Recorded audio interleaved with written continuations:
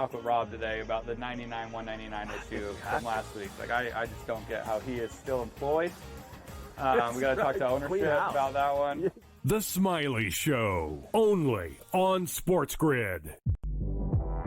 They're also showing a little bit more propensity to take the pull-up jumper, which I think is important for them.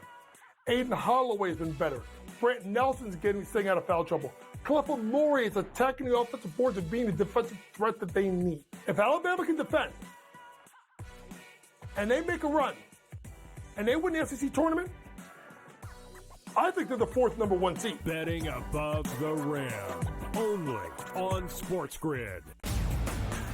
That is also value to be the best player on the best team. To me, it's Shai Gilgeous-Alexander. There is no doubt about it. The Nuggets probably going to finish, second overall in the conference here, and it's not going to get him the MVP. We'll see how it is down the stretch, and I assume this is going to tighten up, but barring a huge drop-off for OKC as a team, not just SGA, you could probably pencil him in for 30 a night. The early line, only on SportsGrid. The game is on. The stakes are high. But the action isn't just on the field. He's rearranging that rim. Get it inside! SportsGrid's in-game live. Your ultimate second screen experience. Just a little flyer, couple of 15.5-point live line. Every prop, every play, every day. Anything can happen. It's complete chaos. It's smarter to be on SportsGrid.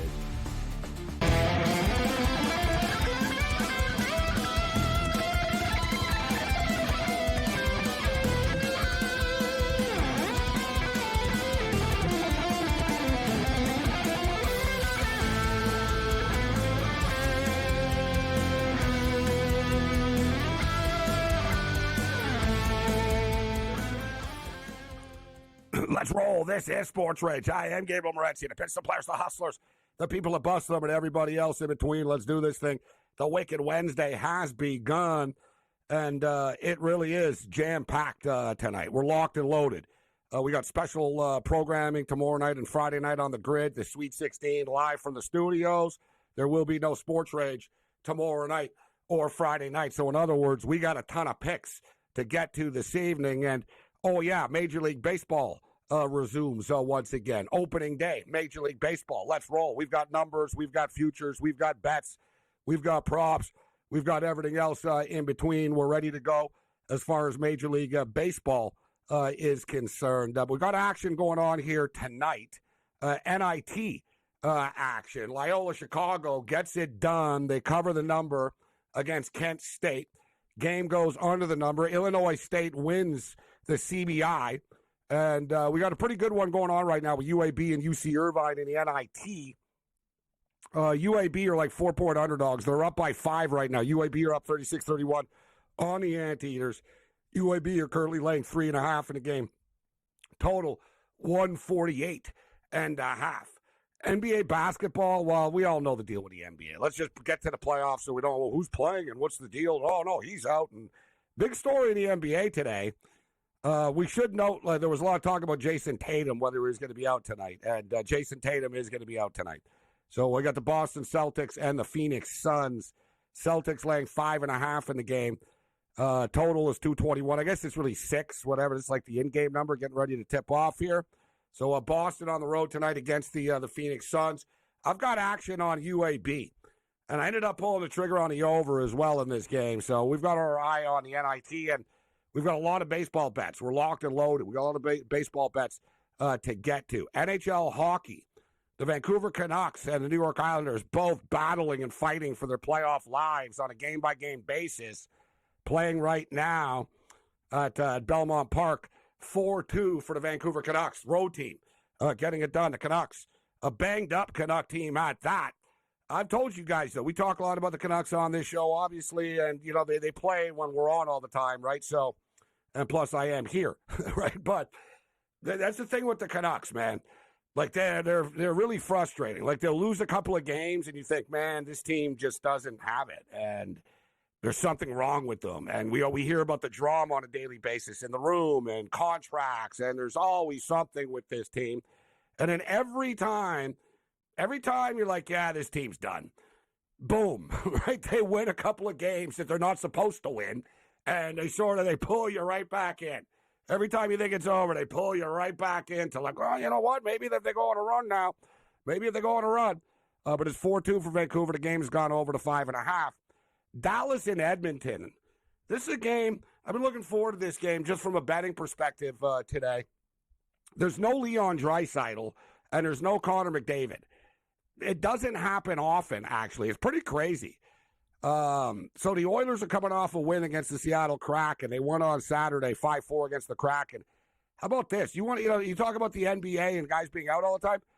Saturday against the Kraken, it was only the third time in 10 years that McDavid and Draisaitl were both out of the lineup. That's insane. And the first time because of injuries. The Oilers held McDavid and Draisaitl out of a regular season finale a couple of times. So they're pretty wild. You want to talk about a model of consistency, these two. So, we can say, well, how do they play without him? Well, they've only played without him 3 times in the last 10 years, right? So, but it's one thing to beat the Seattle Kraken. You're playing the Dallas Stars tonight. Give me the Dallas Stars on the road. It's minus 140. The Stars are a systematic team.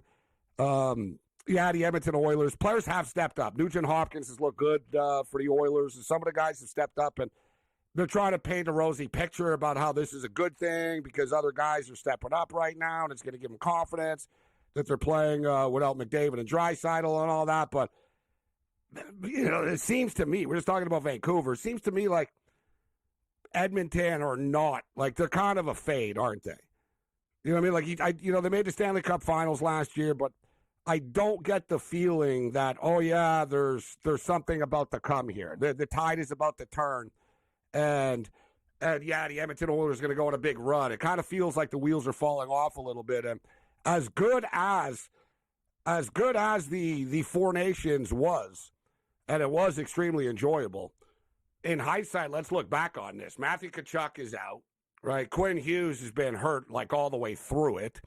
Connor McDavid, a lot of people that played in that tournament have been hurt after, right? It's kind of freak injuries. People are flipping out about Alphonso Davies getting injured with Team Canada against USA. Alphonso Davies, a big-time player with Bayern Munich, his agent says that there was an understanding that he wasn't going to play against the USA, but if he did play, he would come off the bench and he would just play a couple of minutes because he's injured or that he wasn't 100%. He ended up tearing his ACL, and he's out for 6+ months right now, and his agent's throwing Team Canada and the manager under the bus, saying that they played him in a meaningless game against the USA due to political reasons because they just wanted to beat the USA. And you know what? He's not wrong. In hindsight, it was a meaningless game. Nobody cared about, you're in a third-place game in the CONCACAF Nations League. But the fact is, Canada were so fired up, they wanted to play the USA in the final, but they ended up getting them in a third-place game. And Canada was like, yeah, you know what? We're not losing this game. And they ended up winning, but they lose Alphonso Davies, and now they piss off arguably their best player, although Jonathan David really does seem to be the badass that gets it done all the time for them. All right, so as I stated, we got a lot of stuff to get to. Major League Baseball, first pitch, rapidly approaching. I got a bunch of trends for you. I got a bunch of bets for you. The Toronto Blue Jays host the Baltimore Orioles tomorrow. For the record, the Toronto Blue Jays have the longest winning active streak on opening day. They've won 5 straight. So the Blue Jays have won 5 straight years on opening day. Kind of interesting with the Los Angeles Dodgers, as the Dodgers are a good opening team day, all right? They were 10-2 coming into this year. They've won 10 of their last 12 season openers. Yet they've already played a season opener, right? They played a season opener in Tokyo. So let's make it 11-2. Now, I guess let's call it another opener, right? It's kind of like, here's their North American opener, right? They're playing in Los Angeles now.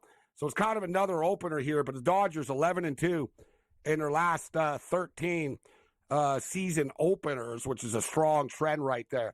Historically, the best team in Major League Baseball on opening day, the New York Mets. The New York Mets have won 41 of the last 55 opening days, going back 55 years, right? They've won 41 times, all right? The magical Mets get it done. on opening day. It's funny, we use that number because the Mets lost like their first 8 opening days or something like that, right? Like, if you take that out of the equation, right, then suddenly it's like, wow, they're like 40, wow, big time number. 41-14 their last 55 years. A couple of interesting opening day tidbits. We can't wait to have another sport back in the rotation that we have. And here's another little bit of a inside baseball tip for tomorrow for Major League Baseball bettors. Tyler O'Neill of the Baltimore Orioles has hit a home run in 5 straight opening days. The last 5 years, opening day, this dude's hit a home run. I'm not the only one that knows this. It's plus 320 right now. Let's roll.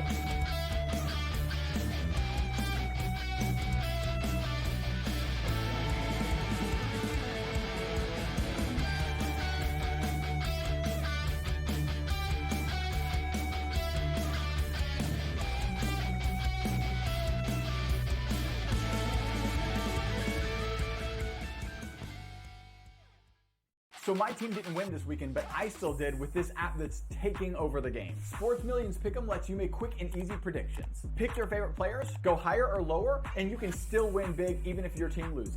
Plus, the multiplier is insane. With just a few picks, you can win big money. So get on it. They've got a welcome bonus to help you start off your winning streak.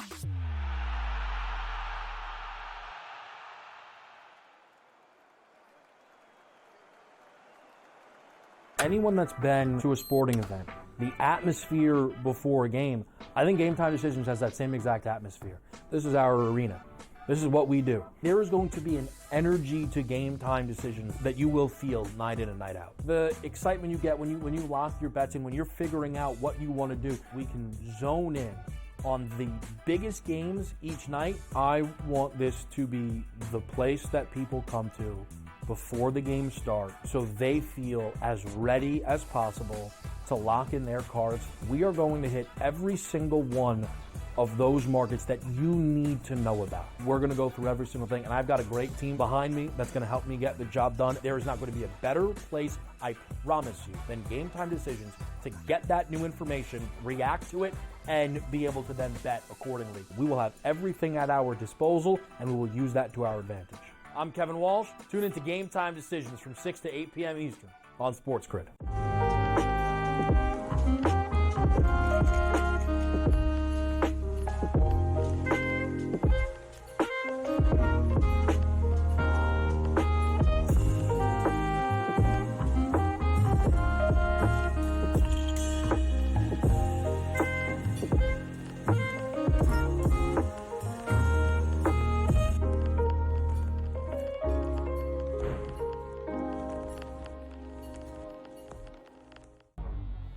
Two guys that can do it all. Too much electricity this morning. This is a good time. We're having a lot of fun. I had to do a triple take. Ka-ching!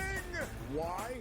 Because of parity. I didn't mean to offend. Yeah, it's not going to happen. Load management is a dirty word. Let him rip. You know what?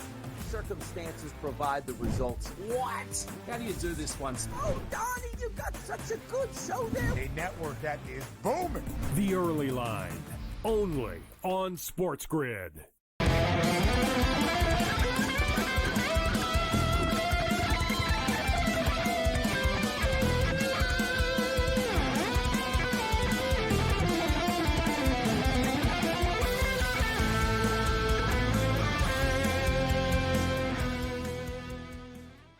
This is SportsRage. I'm Morency. The Wicked Wednesday. A lot of stuff to get to. It's the call before the storm. Major League Baseball opening day is here. We just went over some trends for you as far as the Blue Jays having the longest active win streak on opening day. They've won 5 straight season openers. The Los Angeles Dodgers 11-2, their last 13 season openers. The New York Mets are the best season opening team. At least they have been over the last 55 years, 41-14 on opening day, although they have a tough one in H-Town. We've got the Sweet 16. We're not going to be on tomorrow night, so we got a bunch of Sweet 16 picks for you. We'll get you up to date with the numbers. Edmonton Oilers and the Dallas Stars playing. No Draisaitl, no Connor McDavid. Only the 4th time in 10 years that both of them have not been in the lineup at the same time. They get the Dallas Stars. The Stars are currently minus 140 favorites in this game. The total is 6.5, which might be a little bit high, actually, to be honest with you. I know they played a 5-4 game the other day against Seattle. Edmonton did, but 6.5 is high here. I don't know where the goal is going to come by for the Edmonton Oilers in this game. We like the Dallas Stars. I already played the Stars, but I'm going to jump in on this under 6.5 at minus 130. Ken, what's your pick for Dallas and Edmonton? We're reading each other's mail. This is my last game of a parlay, too. Vancouver, great comeback, Gabe. I thought Kurtz was going to be on crying. This Islander team never fails to blow a lead. They're unbelievable. Yeah, I like Dallas, and I agree with you. 6.5, I like under. Edmonton's not going to want to get into a shinny match against Dallas, missing their stars, so I guess they'll play a defensive style. I see a Stars probably like a 3-1, 3-2 type of win, maybe 4-2, and we'll win by the hook. Brady Cannon in the house. Good to see you, Brady. How you doing? Ready for another season of San Francisco Giant baseball? How you doing, Brady? Yeah, 21-6 in the spring training. Not bad. That might be the best they do all year. But I tell you what, that's a pretty good start. 21-6 in the preseason for the Giants. I did play some season win totals, guys. I got 4 of them here. I went over 82.5 wins on the Guardians, over 78.5 wins on the Cincinnati Reds, over 70.5 wins for the Washington Nationals, and under 63 wins for the Miami Marlins. Interesting plays. I like the Cincinnati Red play, Brady. I'm in on the Reds season win total as well. I like the Reds. Here's a little play here. Reds to make the playoffs at plus 280. You know, they got an outside shot. Terry Francona has made the playoffs, Brady, in his first year with every team that he's been with. Hell, he won the World Series in his. He won the World Series in his first year with Boston. Like he's won. He went to Cleveland, went to the playoffs. And how about this, guys? I'm ready to go for baseball. This is fascinating. You know, like guys like in the NFL, like we talk Brady all the time, like worst to first. There's always a team in the NFL, like 17 the last 19 years, and no one ever wants to say it because, no, that team's terrible, and they're not going to believe it, but it happens. How about this in baseball, guys? 33 of the last 35 years, a team that wasn't in the playoffs last year is going to be in the playoffs this year. 20 consecutive years. The last time it didn't happen was 2005. It's been 20 years in a row. And the Reds, I think, are a prime candidate. I think the Texas Rangers, who weren't in the playoffs last year, are a prime candidate to make the playoffs. But as far as the Reds are concerned, it's a manageable division, plus 280 to make the playoffs. Not a crazy bet, I don't think. And I'm very high on Ellie de la Cruz as well. Your Guardians pick, every year I think the Guardians are going to be bad, Brady, and every year they're not. So I've given up on it. I'm staying away. I'm not betting over. I'm not betting under. Interesting. A lot of, professionals such as yourself, Brady, will often want to bet the low totals over and the high totals under, but you think the Marlins are in for a disastrous season. Yeah, I think the Marlins might be worse than the White Sox and the Rockies. You know, those teams are all in that conversation. Here at Circus Sports, there's a proposition bet on will the Chicago White Sox have the most regular season losses. And the yes is about minus 200 and the no is about plus 165, 175, something like that. And it was much higher. The yes was much higher. It's been bet down. And I think that's because people believe the Marlins and the Rockies are going to give them a real run for their money. I would actually probably bet the no on that bet as well. All right, so you've got the Reds over, the Guardians over, the Marlins under, and what's the fourth one? The Nationals over 70.5. Now, that's a tough one because they play in a really difficult division. You know, they got to mess with the Mets and the Phillies and the Braves, but I think they're going to be improved. And, 70.5 wins, you don't have to be too many games over 500 to eclipse that. Washington Nationals have a lot of good young players on this team. They've got some candidates for Rookie of the Year, and they do have talent. Yeah, it's not easy to win 71 games. You know, Brady, I pulled the trigger on the Athletics, actually, speaking of that same number. They're at 71.5. They're not called Sacramento now. They're only going to be called the Athletics for the next couple of years. But Their win total 71.5. I like your red play, but I got a bunch of baseball picks that we'll get to after. Do you know anything some about futures. that stadium in Sacramento? I think that's part of the handicap. It's a launching it a home run pad. park? Is it? I didn't know if it's a pitcher's park or what, but obviously that's a big deal when it goes to handicapping the A's at home this year. I can't. I wish they were starting at home. I'm fascinated to see what the totals are going to be. We were talking about the other night. I'm expecting game one to be 12.5. Like 11.5 minimum, but I really do. I think they're going to go Coors Field Colorado on this. style. Yeah. Yeah. Like it used to be, Brady. They're the San Francisco Giants team, actually. And I remember like when they announced they were coming here like 2 years ago. I read in sfgate.com. I like that website. Yep. And there was a bunch of players. They were like, man, we can't wait to play in that stadium. And they all had memories of like 6-hour games and 15, 14 games. And right. And they were like, oh man, it's going to be like home run central there. The ball just flies out of the stadium and that heat in Sacramento. And then you got the Rays playing in that minor league stadium this year as well. And don't forget, Rays, the Rays guys are playing 47 of their first 59 games at home. Wow. So for like season win totals, it's kind of weird. Like, so think like the first 2 months, 59 games in baseball, that's 2 months. So basically, for 2 months, they're going to be at home. And then for the next 4 months, they're literally going to be on the road for like 3 of the 4 months after that.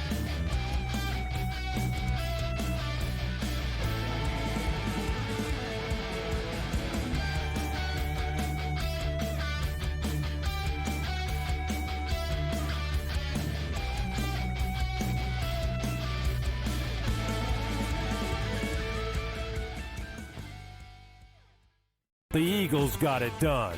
If you back them, you're celebrating. Football season may be over, but the action never stops. Are you ready for some baseball? At SportsGrid, we're always in the game. We bring you 24/7 betting insights, expert picks, and real-time analysis. Next big play is already in motion. Are you ready? It's smarter to be on SportsGrid. Anyone that's been to a sporting event, the atmosphere before a game, I think Game Time Decisions has that same exact atmosphere. This is our arena.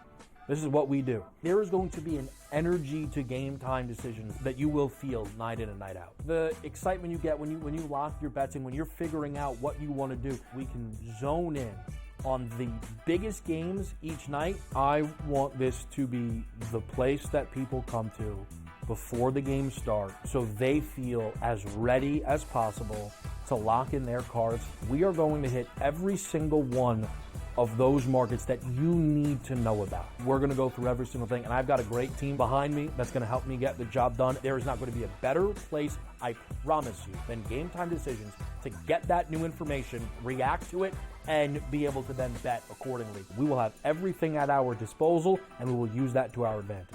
I'm Kevin Walsh. Tune into Game Time Decisions from 6 to 8 p.m. Eastern on SportsGrid.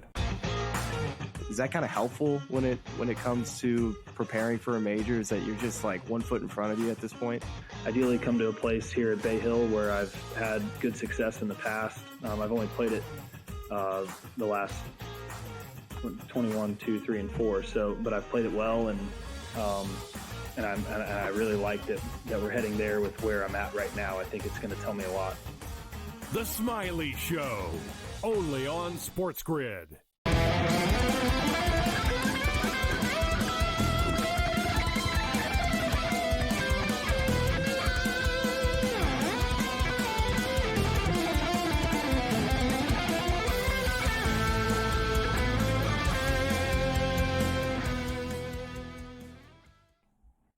The Wicked Wednesday continues. This is SportsRage. Dallas and Edmonton have dropped the puck.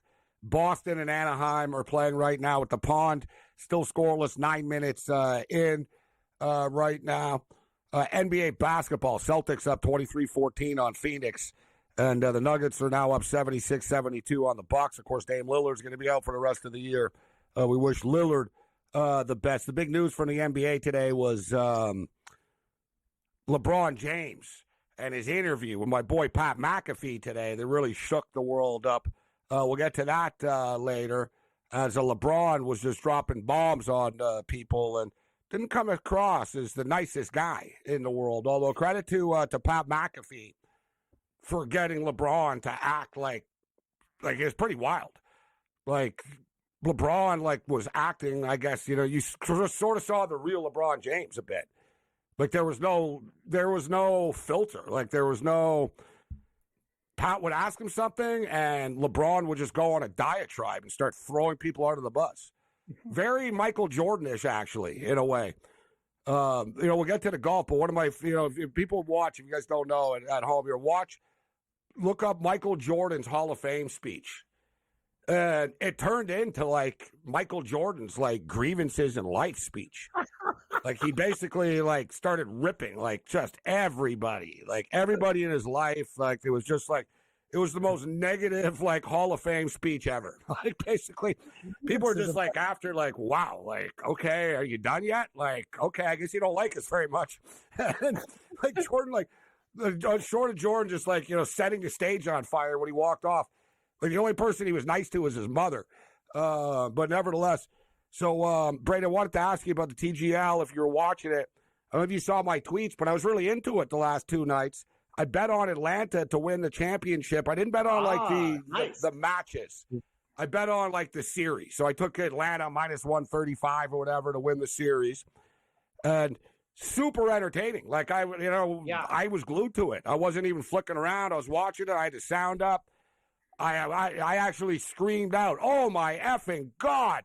when Horschel hit that putt. Oh yeah, God, that was so.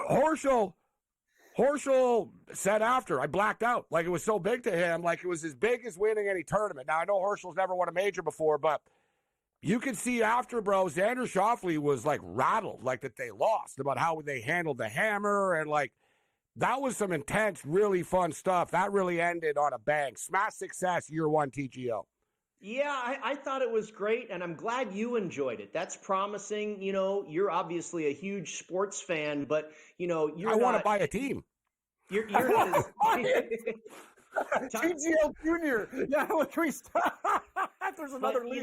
And I love how it's on a Monday and a Tuesday during the time of the year when there's not a ton going on. You've got the major stars in the golf game going at it. I thought it was very entertaining as well. And then I think it ratcheted up the intensity level for the playoffs.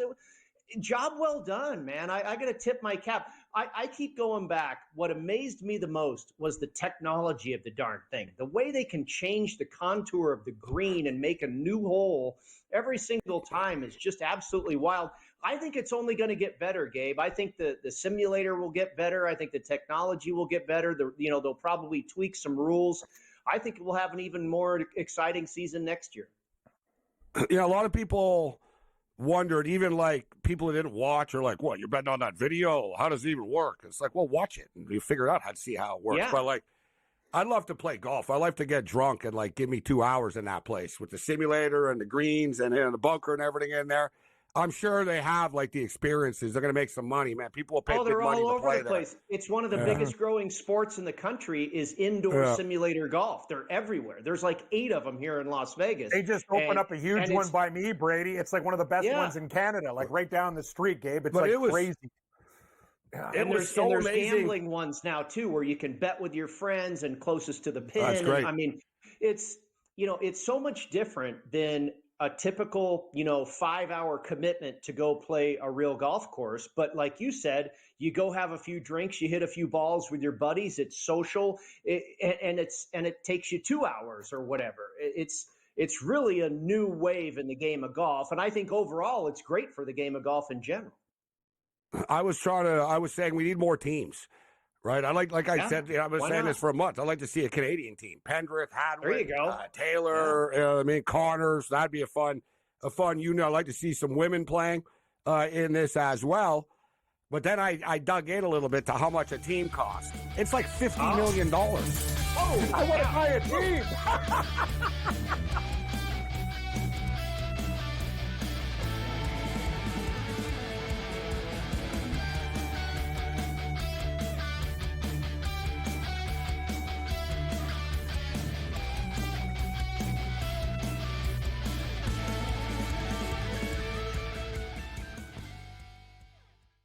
The Eagles got it done. If you back them, you're celebrating. Football season may be over, but the action never stops. Are you ready for some baseball? At SportsGrid, we're always in the game. We bring you 24/7 betting insights, expert picks, and real-time analysis. Next big play is already in motion. Are you ready? It's smarter to be on SportsGrid. Anyone that's been to a sporting event, the atmosphere before a game, I think Game Time Decisions has that same exact atmosphere. This is our arena. This is what we do. There is going to be an energy to Game Time Decisions that you will feel night in and night out. The excitement you get when you lock your bets in, when you're figuring out what you want to do, we can zone in on the biggest games each night. I want this to be the place that people come to before the games start so they feel as ready as possible to lock in their cards. We are going to hit every single one of those markets that you need to know about. We're going to go through every single thing, and I've got a great team behind me that's going to help me get the job done. There is not going to be a better place, I promise you, than Game Time Decisions to get that new information, react to it, and be able to then bet accordingly. We will have everything at our disposal, and we will use that to our advantage. I'm Kevin Walsh. Tune into Game Time Decisions from 6 to 8 p.m. Eastern on SportsGrid. Is that kind of helpful when it comes to preparing for a major? Is that you're just like 1 foot in front of you at this point?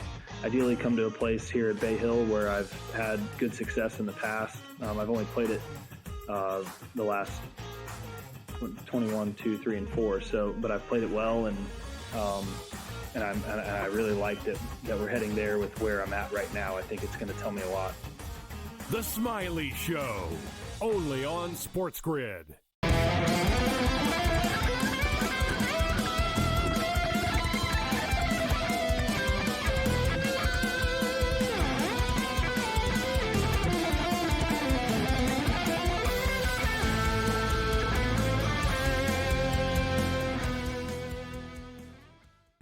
I will. One last thing I will say. I'm Gabriel Morency, SportsGrid Radio and Television Network, Sirius XM Channel 159. That I don't understand why Rory and Tiger weren't there. It's your damn league. You should have been there for one of the nights of the final.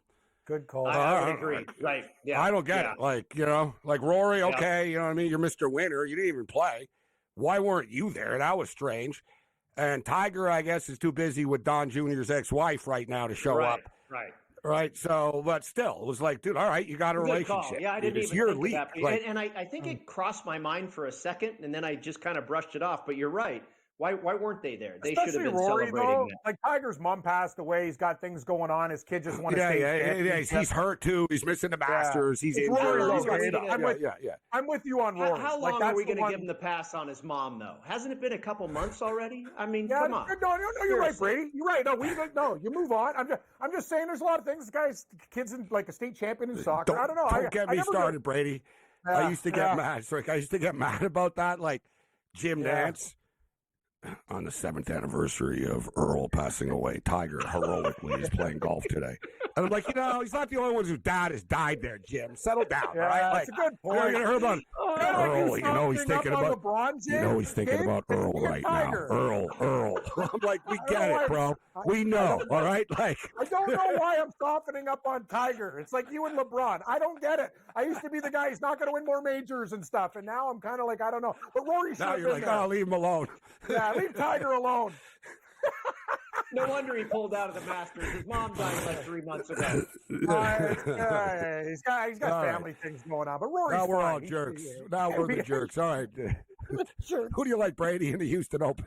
Houston Open picks. Give me Maverick McNeely and Thomas Dietrich both at 50-1. They both done very, very well here at the Past in Houston. Thomas Dietrich, runner-up last year. The only thing I don't like about Dietrich is he's gotten a little bit popular. A lot of people are on Dietrich this week, but hey, makes a lot of sense. McNeely has missed his last 2 cuts at Bay Hill and at the Players, but he came off of that really hard luck runner-up finish at the Genesis. I think he's ready to reset, and I think this is a very good golf course for him. Alex Smalley, been playing the best golf of his career, got him at 60-1. Keith Mitchell, he can really drive the golf ball, one of the best drivers of the ball in the game, and that's what you have to do at this big, long golf course. I took a shot with him. And then a Canadian, now this guy does not hit the ball long, but he's very, very accurate, and he's a tremendous ball striker, and that's Nick Taylor. Already has a win on the season as well. Got him at 90-1. I've seen him higher. And then Nikolai Højgaard, the Dane, at triple digits at 100-1. This guy, a tremendous long iron player. And again, this is a really long golf course. You're going to have to be good with those long irons. So a 7-pack for you.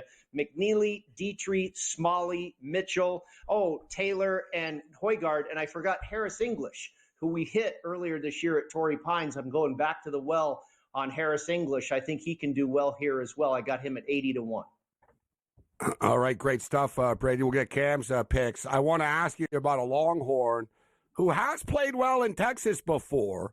I see he's 90-1 to be first-round leader. I've got to play him now. My boy, Doug Gim, former Longhorn. Little Dougie the Gim Reaper. Yeah, Doug Gim playing in Texas, in H-Town. Let's go. I have another Longhorn. Jonathan Vegas. Johnny Vegas? No, let's go with Doug Gim. I'm old school with Doug Gim. I bet on him when he's an amateur. I got a partnership with him. I got a Longhorn with this guy who wears a visor. Big Bo Hostler, first-round leader, 100-1. He's another Longhorn. Yeah. All kinds of Longhorns around this place. Yep. Who do you have, Cam, this week? And we'll compare picks. You guys can comment on each other's picks. What do you got? I have one of Brady's picks in the Belgian, Thomas Dietrich, but I'm starting things off with a Canadian, and Pendrith might be a popular play, but Brady knows he hits the ball a mile, and you need to be long on this course. Very tough, and the winds can pick up in Pendrith. These Canadians play well in the wind. All of them do, and I like his Taylor pick. I also have Sagit Tagala.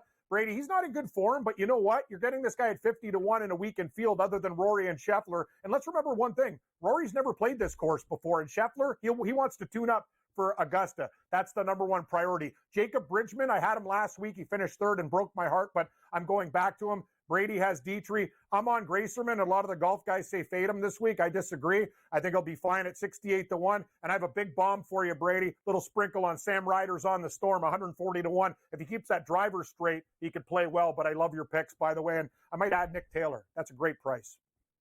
Yeah, and Tagala, it's a great price on him. And you're right, his form has been awful as of late, but this golf course makes perfect sense for him. And hey, Victor Hovland was in pretty bad form before he went on to win last week as well. Gabe, I know you like to go over this stuff, this data I received from BetMGM. Oh, yeah, most bet players, This is pretty interesting. The highest ticket count percentage this week, no surprise, Scotty Scheffler. No surprise here also for a former champion a couple of years ago, Tony Finau, second most tickets on Tony Finau, and then third most on Rory McIlroy. So two of the three favorites, or the two favorites there in Scheffler and Rory, and then one of the shorter shots in Finau. Highest handle is most money is on Scheffler, Rory, and Aaron Rai. And then the biggest liabilities, this is pretty interesting. Who's going to stick it to the book the most if they win?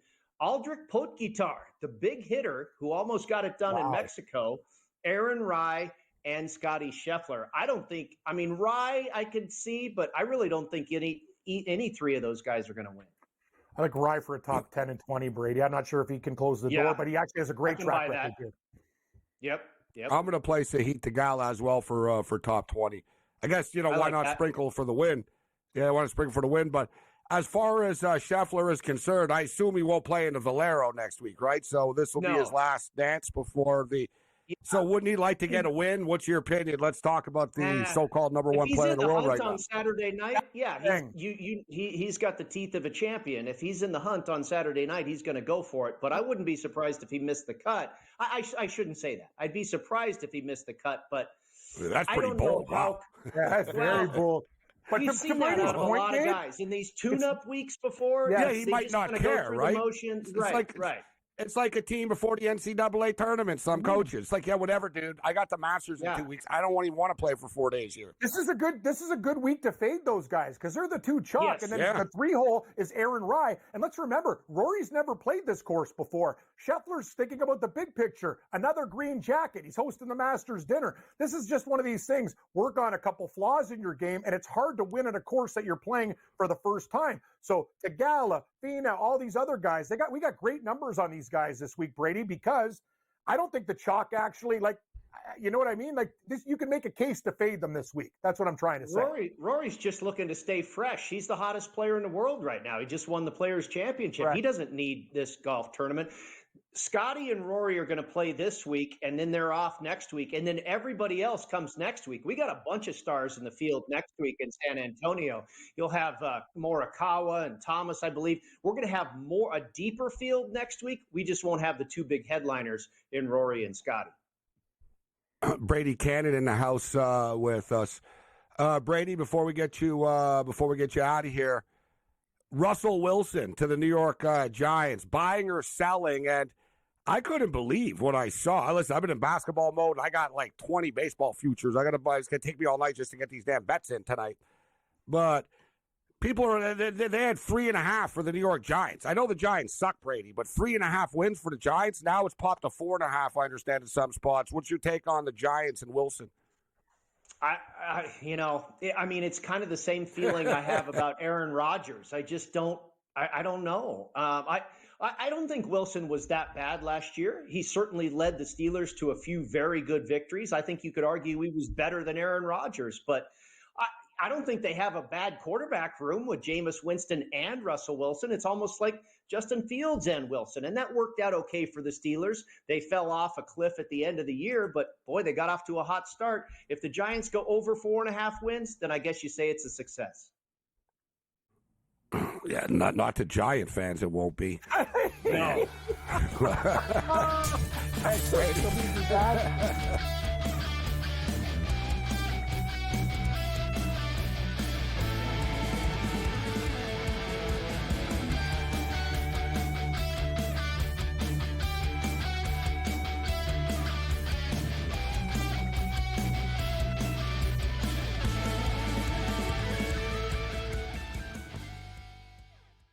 The Eagles got it done. If you back them, you're celebrating. Football season may be over, but the action never stops. Are you ready for some baseball? At SportsGrid, we're always in the game.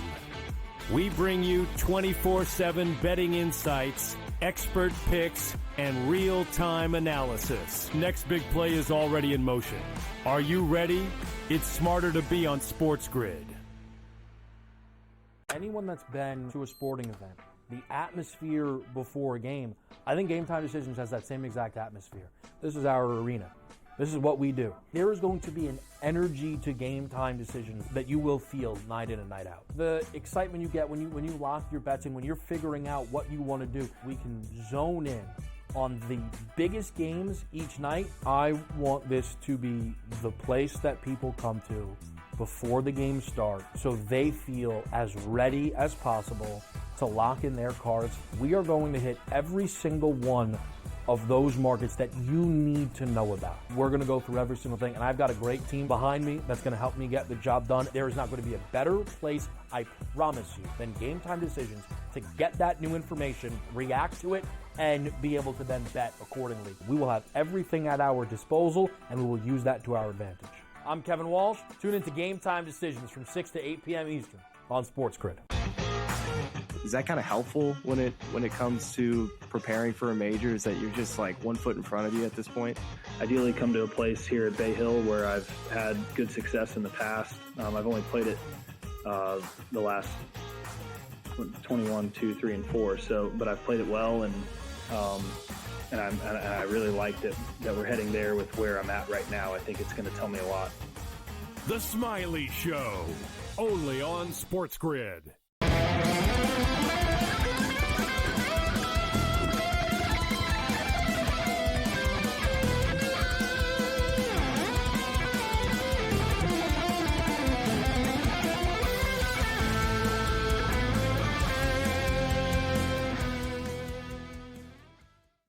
This is SportsRage. I'm Morency. The pitch, the players, the hustlers, the people, the busters, but everybody else in between.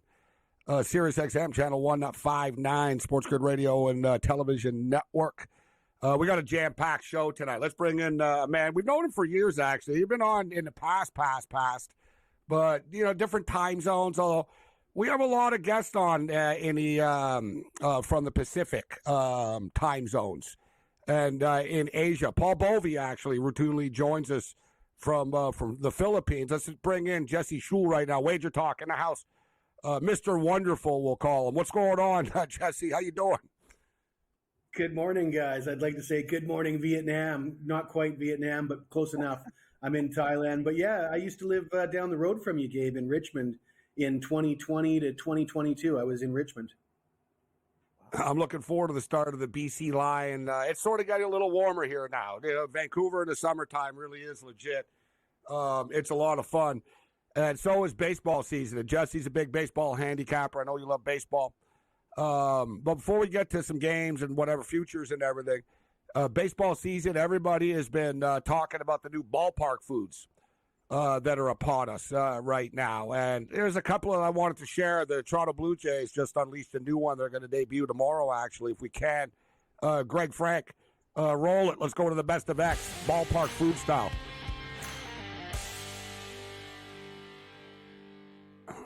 All right, this is a case which I really don't understand what we're doing here. Cam, this is your team, the Toronto Blue Jays. I'm disgusted. French fries with some sort of blue, like, sugar sauce and cotton candy. Cotton candy French fries. What are you doing? Why don't you just make it poutine? Like, what are you, cotton candy and fries? Hold on, guys. Don't go to the next one yet. Slow down. Trigger fingers. Go back. We got to let Jesse come. What are you guys doing here? Hold on. All right. That's disgusting. I'm sorry. I don't know what the hell they're doing. I'll eat anything, Gabe. You've seen me eat before, but the problem is I like cotton candy and I like fries, but all I would do if I got this, I would be like, I'd take the cotton candy off the top, eating the cotton candy, and then if I eat cotton candy, I don't feel like French fries after, and then I certainly don't want this blue icing on French fries. Jesse, I'm a junk food eater. I'm not down with this. What do you think of this one? Oh, I'll tell you what, boys. You guys seen me on Twitter in my yellow outfit like a professional wrestler. You don't get a body like that eating that kind of crap, do you? And considering the Blue Jays, it's probably going to be like $18-20. Like it'll be $19.99 or something. Like, all right, let's move this next one. You're going to need a lot of napkins. I think Cam's going to be down with this one. This is the Warehouse Burger in Baltimore. Oh, my God.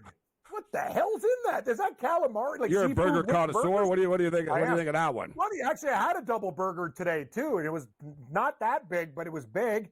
What's in there? Is that fried onions? What's the stuff in? We'll get you. We'll get you the full ingredients here. They really went all out on this one. This one, as it's known, this is almost like man versus food challenge. All right, it features 2 beef patties, queso, fried onions, and on a pretzel bun. Not to mention some sort of weird secret sauce they got rolled in there, Kim. What do you think of this one? Hey, it looks pretty good, to be honest. Oh, yeah, the thing is, you crush it. It's just messy. I don't need queso. I prefer, like, real cheese instead of the crap you get with the nachos. But, hey, way better than a cotton candy and sugar gravy, I can tell you that. Yeah, I'm for the burger.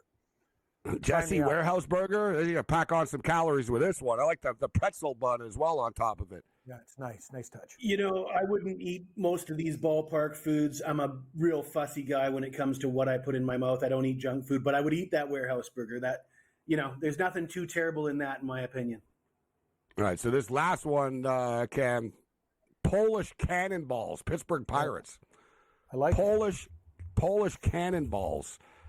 It's got egg noodles, cabbage, bacon, cheddar cheese, and kielbasa. Yeah, sausage. That's sausage. I'll eat it. They look like crab cakes. I'm down with it. I prefer no cabbage in there. Just keep it bacon, cheese, and the other things there with the sauce. And yeah, it looks pretty damn good to me. I'll crush those. Delicious. Jesse, when I go to a baseball game, I'm not going to eat. If I wanted to eat this stuff, I'd go to Buffalo Wild Wings before the game. I'm going to a game to drink. Yes. Yeah, I mean, maybe I'll get popcorn. Yeah, I mean, just to sort of, just to go with the booze a little bit softened. Mm-hmm. I go to Dodger Stadium, and they've got all kinds of this whacked out new stuff too. And I'm old school. I get the nachos with cheese. Like, you know what I mean? Popcorn or maybe nachos or cheese. I'm not going all out. What do you think of the Polish Cannonballs, Jesse? I don't see why you have to deep fry that crap. But when I go to a game in Vancouver, Gabe, I go to Gotham's after the game. That's what I do. You don't go to the. I figured you went to the Penthouse Club after the game. After Gotham's the Penthouse Club, yeah. Yeah. There's a couple of other wild ones here. Of course, the Arizona Diamondbacks. This one's not bad actually. It's called the Filthy Mac Fries. It's basically white cheddar mac and cheese, bacon bits, crispy onions. It's not too bad, and they got some other sort of You're toppings. missing your audiences though. This isn't Food Channel here. Like this is not like, you know what I mean. Like people who go to ball games just want to get wasted, and you're right. Salty foods like popcorn, pretzels, things to keep the beers flowing. Like you don't have to mix things. Like fries are good enough on their own. I don't need sugar gravy. It sucks. Modern people don't drink much. Like they make big money off this type stuff. You're right. And they get publicity off it. Everybody talks about look at the new food that they got. All right, Jesse. So what do you got for us? Major League Baseball ready to start tomorrow. You got some futures, some plays tomorrow. What are you looking at? I like Logan Gilbert to have a good year. I did sprinkle a little bit on Gilbert, Cy Young. He was pretty outstanding last year. I think the lowest whip in Major League Baseball. Seattle can't hit. Pitchers Park. Gilbert goes on opening day. I like Seattle on opening day. I heard you talking about that 15 minutes ago or so. But yeah, I do like Seattle on opening day. I'm a 5-inning guy. They say it's not sharp anymore to handicap pitchers. We'll hit this on the other side, especially on opening day, guys. First 5.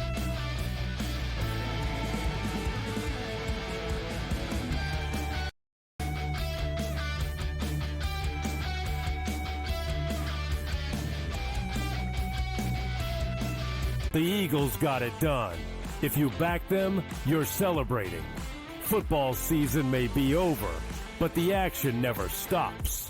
Are you ready for some baseball? At SportsGrid, we're always in the game.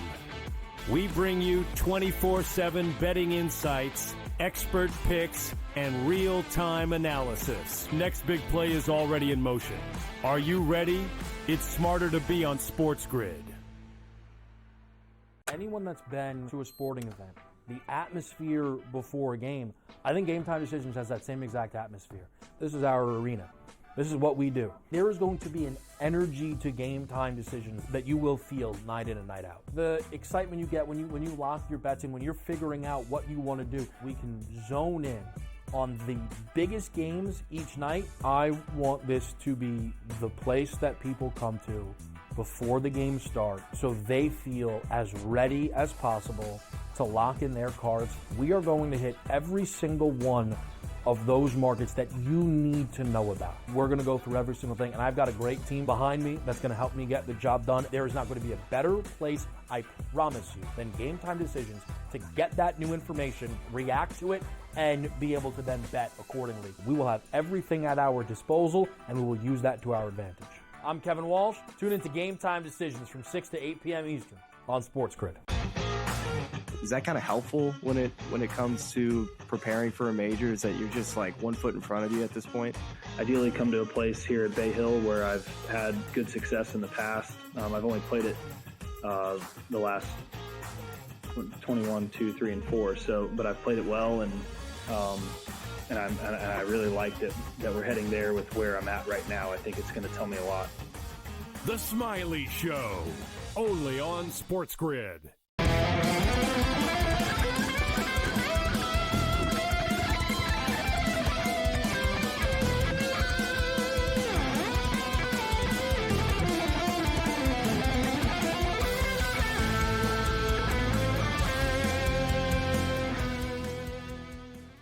This is SportsRage. I am Morency. Let's do this thing. Baseball is back. We got the Sweet 16. A lot of stuff to get to. Jesse Schul in the house with us right now. So, Jesse, a lot of people are going to try to bet against the Dodgers or anti-Dodger this and, you know what, to take the Cubs in both games, and, at least you'll get a little bit of money back if they split. They didn't split. And now you get the Dodgers here. And Blake Snell does have a history of being a slow starter to start the year. And Skubal is one of the best pitchers in the game. Yet, there's also almost a rule of thumb, too. Anytime you're getting the Dodgers at less than minus 200, it's almost an automatic bet. Like, I'm surprised the Dodgers aren't bigger favorites. Like, the only reason they're not is because Skubal's on the hill. The next two games after the Tigers, they're going to be even bigger favorites. But how are you approaching the Tigers and the Dodgers game tomorrow at 4 o'clock Eastern time? Dodgers are minus 170. The total is 6.5. Well, when you mentioned taking the Cubs in both games and hope for a split, you remind me of my buddy Sean Higgs, because that's exactly what he'd say. He told us he was going to do it on the show. I told him, all right, we'll see what happens here. It wasn't a bad strategy, to be honest. Guilty. You know what I mean? Like, didn't work. It wasn't the end. As far as opening day, though, I think the most significant thing that stands out to me is how is Blake Snell going to pitch, new pitcher for the Dodgers. If you look at Snell's splits the last few seasons, I think it's 2 or 3 years, going back 2 or 3 years, Snell has been just brutal in the first half of the season. Certainly his first 10 or so starts. Last year, he just got absolutely crushed. And I jumped on that trend. I was hitting overs, first 5 overs. I was betting against his team, first 5, with the opponent as a dog. I'd love to do that with the Tigers, but I just don't have any faith in the Tigers' bats to actually get to Snell. But moving forward in his second and third start, if he doesn't look really sharp here, I will be looking in the next few starts for Snell to fade him. But yeah, it's Tigers or nothing for me, and I can't get there because I just don't have any faith in their bats. We could talk a lot about baseball and what they do wrong. And one thing I'll say is their opening day schedule is whacked in that they have like interleague play. They have random divisional matchups. Like a good example, guys, is the Boston Red Sox and the Texas Rangers. Both teams who I think are going to make the playoffs. But they could be battling for a playoff spot, right? Dude, Houston could win their division and Texas could be battling for a wild card with the Boston Red Sox. And they're playing each other in the first damn series of the year. And these could be important games later in the year when it comes down to tiebreakers. Boston and Texas playing against each other, big-time game. Baltimore and Toronto. And let's talk about the Blue Jays a little bit. There's a little bit of positivity. I brought it up earlier in the week on Monday that things have cooled off a little bit between the Jays and Vlad's camp. And not to mention the Jays realize the backlash and just the nightmare that it's going to be if they don't re-sign him, that they want to get it done. He's listening right now. There were some reports earlier in the day that the talks have resumed, right? They don't have to sign the deal before tomorrow, right? As long as they get the talks going and they're on, in the same room here. And the reports were that it was 14 years, $560 million for Guerrero. The number keeps going up. The longer the Jays wait, you're costing yourselves. Like, just get it done. Because you could have got this done for $420 million last year, and you didn't, and now it's going to cost you another $140 million. But the Jays, under a lot of pressure, Jesse, their manager's going to get fired. The executives could get fired. Guerrero could potentially leave. Bichette could potentially leave. But they also have, like, the 4th highest payroll in Major League Baseball. They're spending $234 million on players. Their rotation is stacked. And on paper, the Jays are actually pretty good, Jesse, but the Jays are always usually pretty good on paper. What do you think of the Jays coming into the year? I don't have high expectations for Toronto. I don't like the way the offseason is gone for them. That said, I do like the Jays' first 5 innings on opening day. You talk about splits. Jose Barrios has been lights out at home as a pitcher. He had a good spring. I like Barrios in this spot on opening day for the first 5 innings as far as Jay's first game anyways. Blue Jays and the Orioles is a pick'em, minus 110. Over-under is 8.5. Cam, what's your pick for the Blue Jays and the Orioles tomorrow? I agree with you guys. I take the Jays in the first 5. I worry about their pen a little bit with the injuries that they have, and I also think that total's a little bit low at 8.5 with all the sluggers. Jays in the over, please.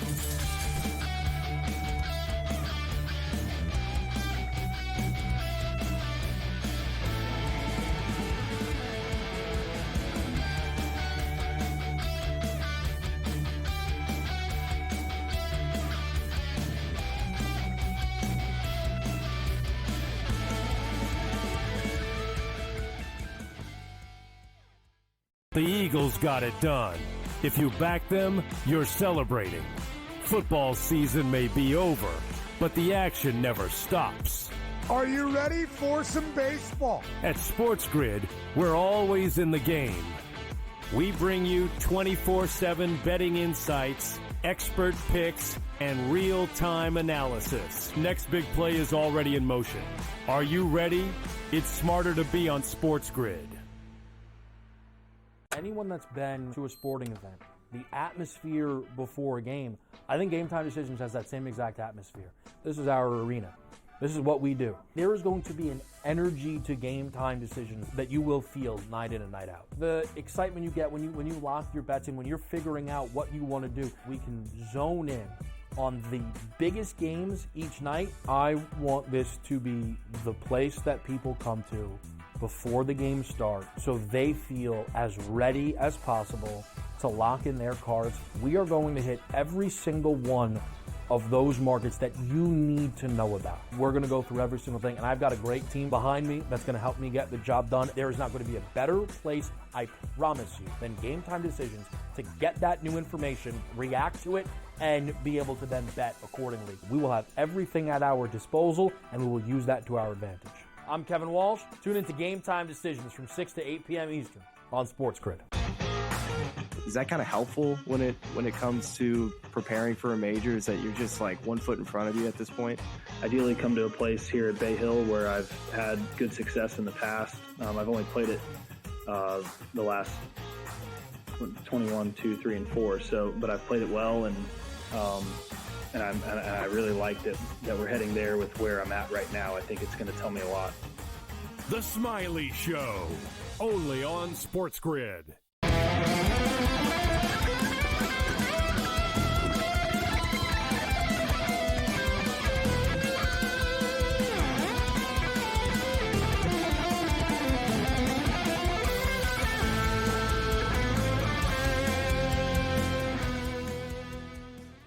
This is SportsRage. I am Morency.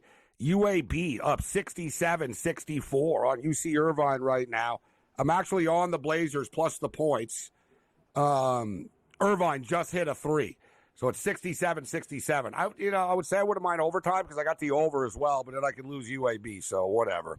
The total was high too. It was like it was pretty, I think it was like 156 or something like that. It came down to like 152 before tip-off, but I would say the so-called sharps, but people that are betting money on the NIT would be in the sharper crowd.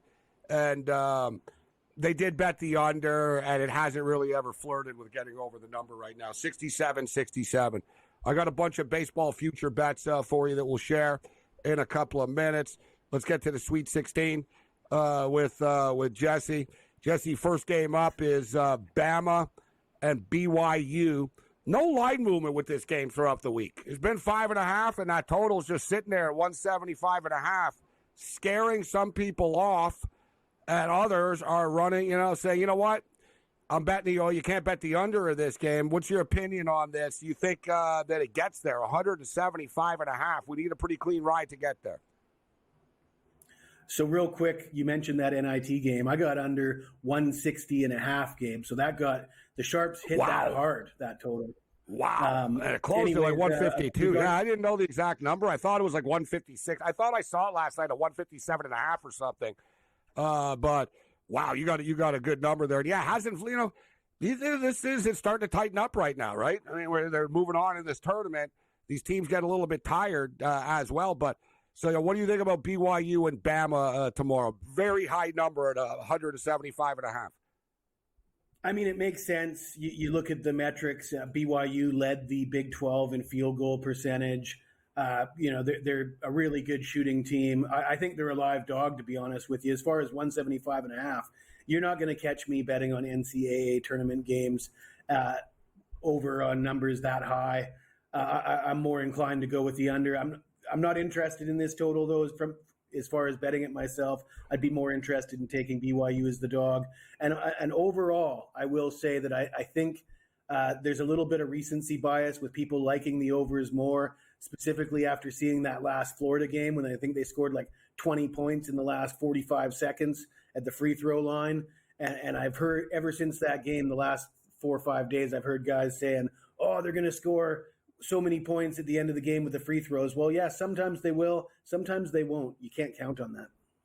The problem is, and I freaking hate it when I got the over, and it's happened to me a couple of times this week with the CBI NIT stuff, is the games are too freaking close, and you don't get the fouls when it's too close, right? Like, I hate that. Just foul them, coach. I hate when the coaches, we're down by 5 or 6 only with a minute left. Let's play D.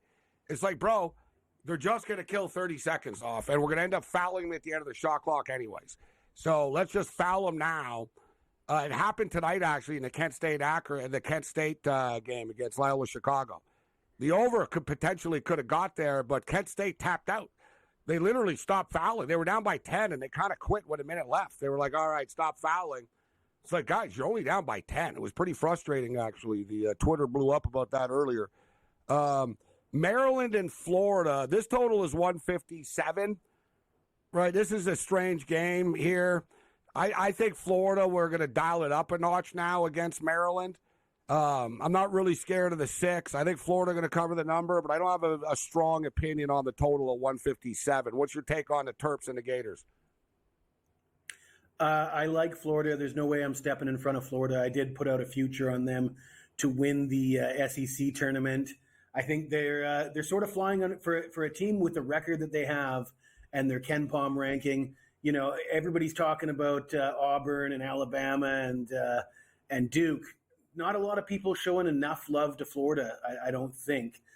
So I like Florida, but as far as that number goes, it's been bet up a little bit. I think it opened at 154, 155-ish, and now at 157.5. I'd lean under. I just think my concern here is an over better. I'd like to sort of just blindly bet the over, but I can see Florida shutting Maryland down a bit. You know what I mean? Like, it wouldn't surprise me if it was 81 to 67 or something. 81, you know what I mean? Like 78 to 66 or something like that. And it sort of goes under. I do like the over of the Arizona Duke game, guys. It's come down. I see 153.5 right now. And as far as Florida is concerned, I don't think it's a bad bet. Minus 130 to make the Final Four.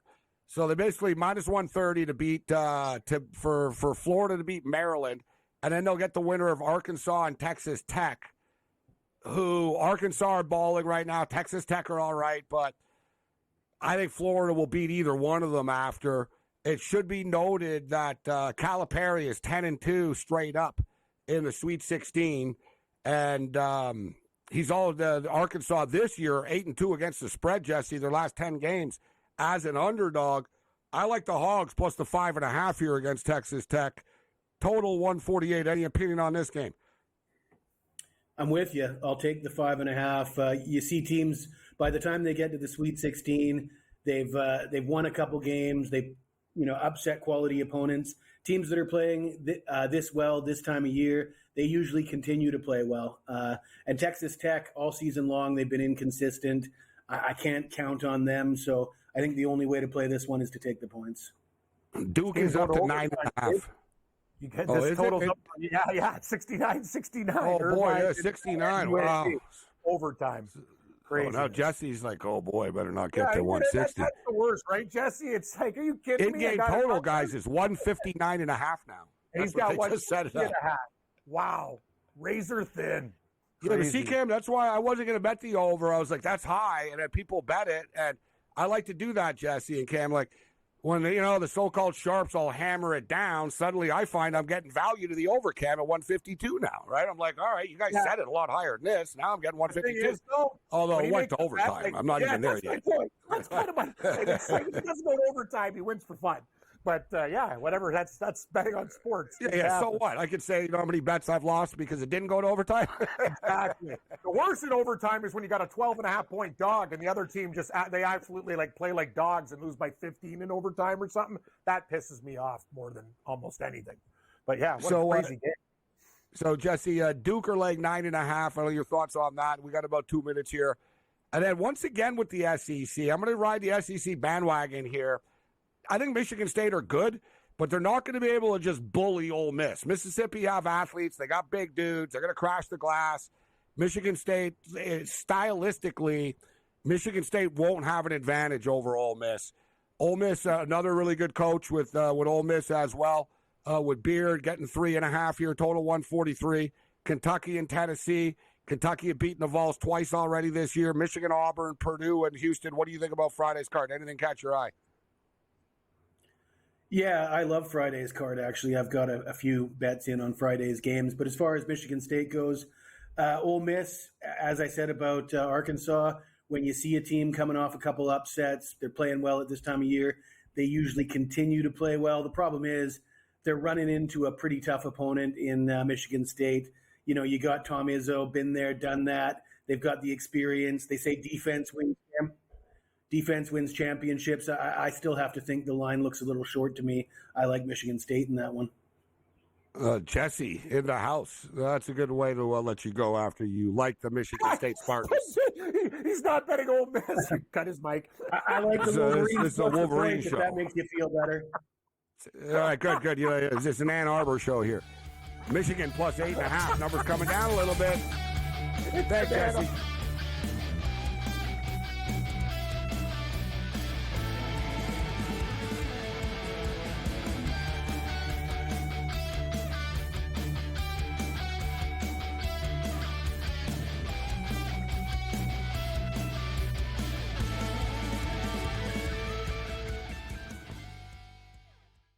So my team didn't win this weekend, but I still did with this app that's taking over the game. Sports Millions Pick'em lets you make quick and easy predictions. Pick your favorite players, go higher or lower, and you can still win big even if your team loses.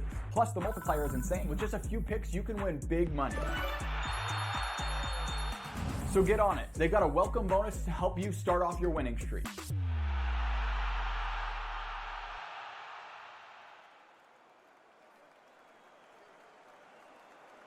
Anyone that's been to a sporting event, the atmosphere before a game, I think Game Time Decisions has that same exact atmosphere. This is our arena.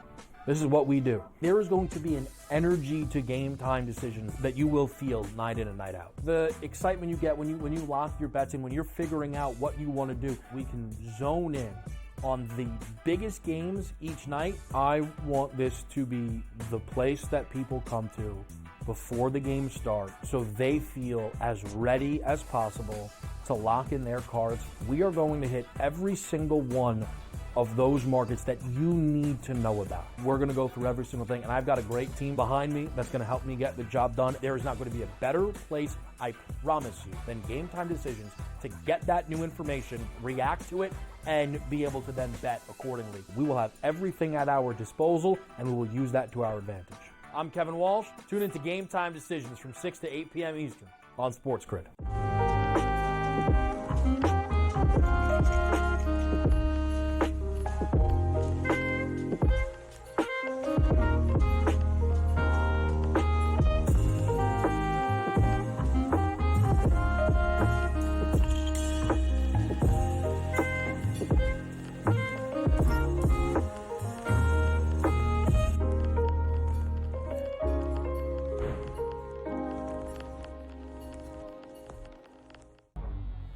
Two guys that can do it all. Too much electricity this morning. This is a good time. We're having a lot of fun. I had to do a triple take. Ka-ching! Why? Because of parity. I didn't mean to offend. Yeah, it's not going to happen. Load management is a dirty word. Let him rip. You know what? Circumstances provide the results. What? How do you do this one? Oh, Donnie, you got such a good show there. A network that is booming. The Early Line, only on SportsGrid.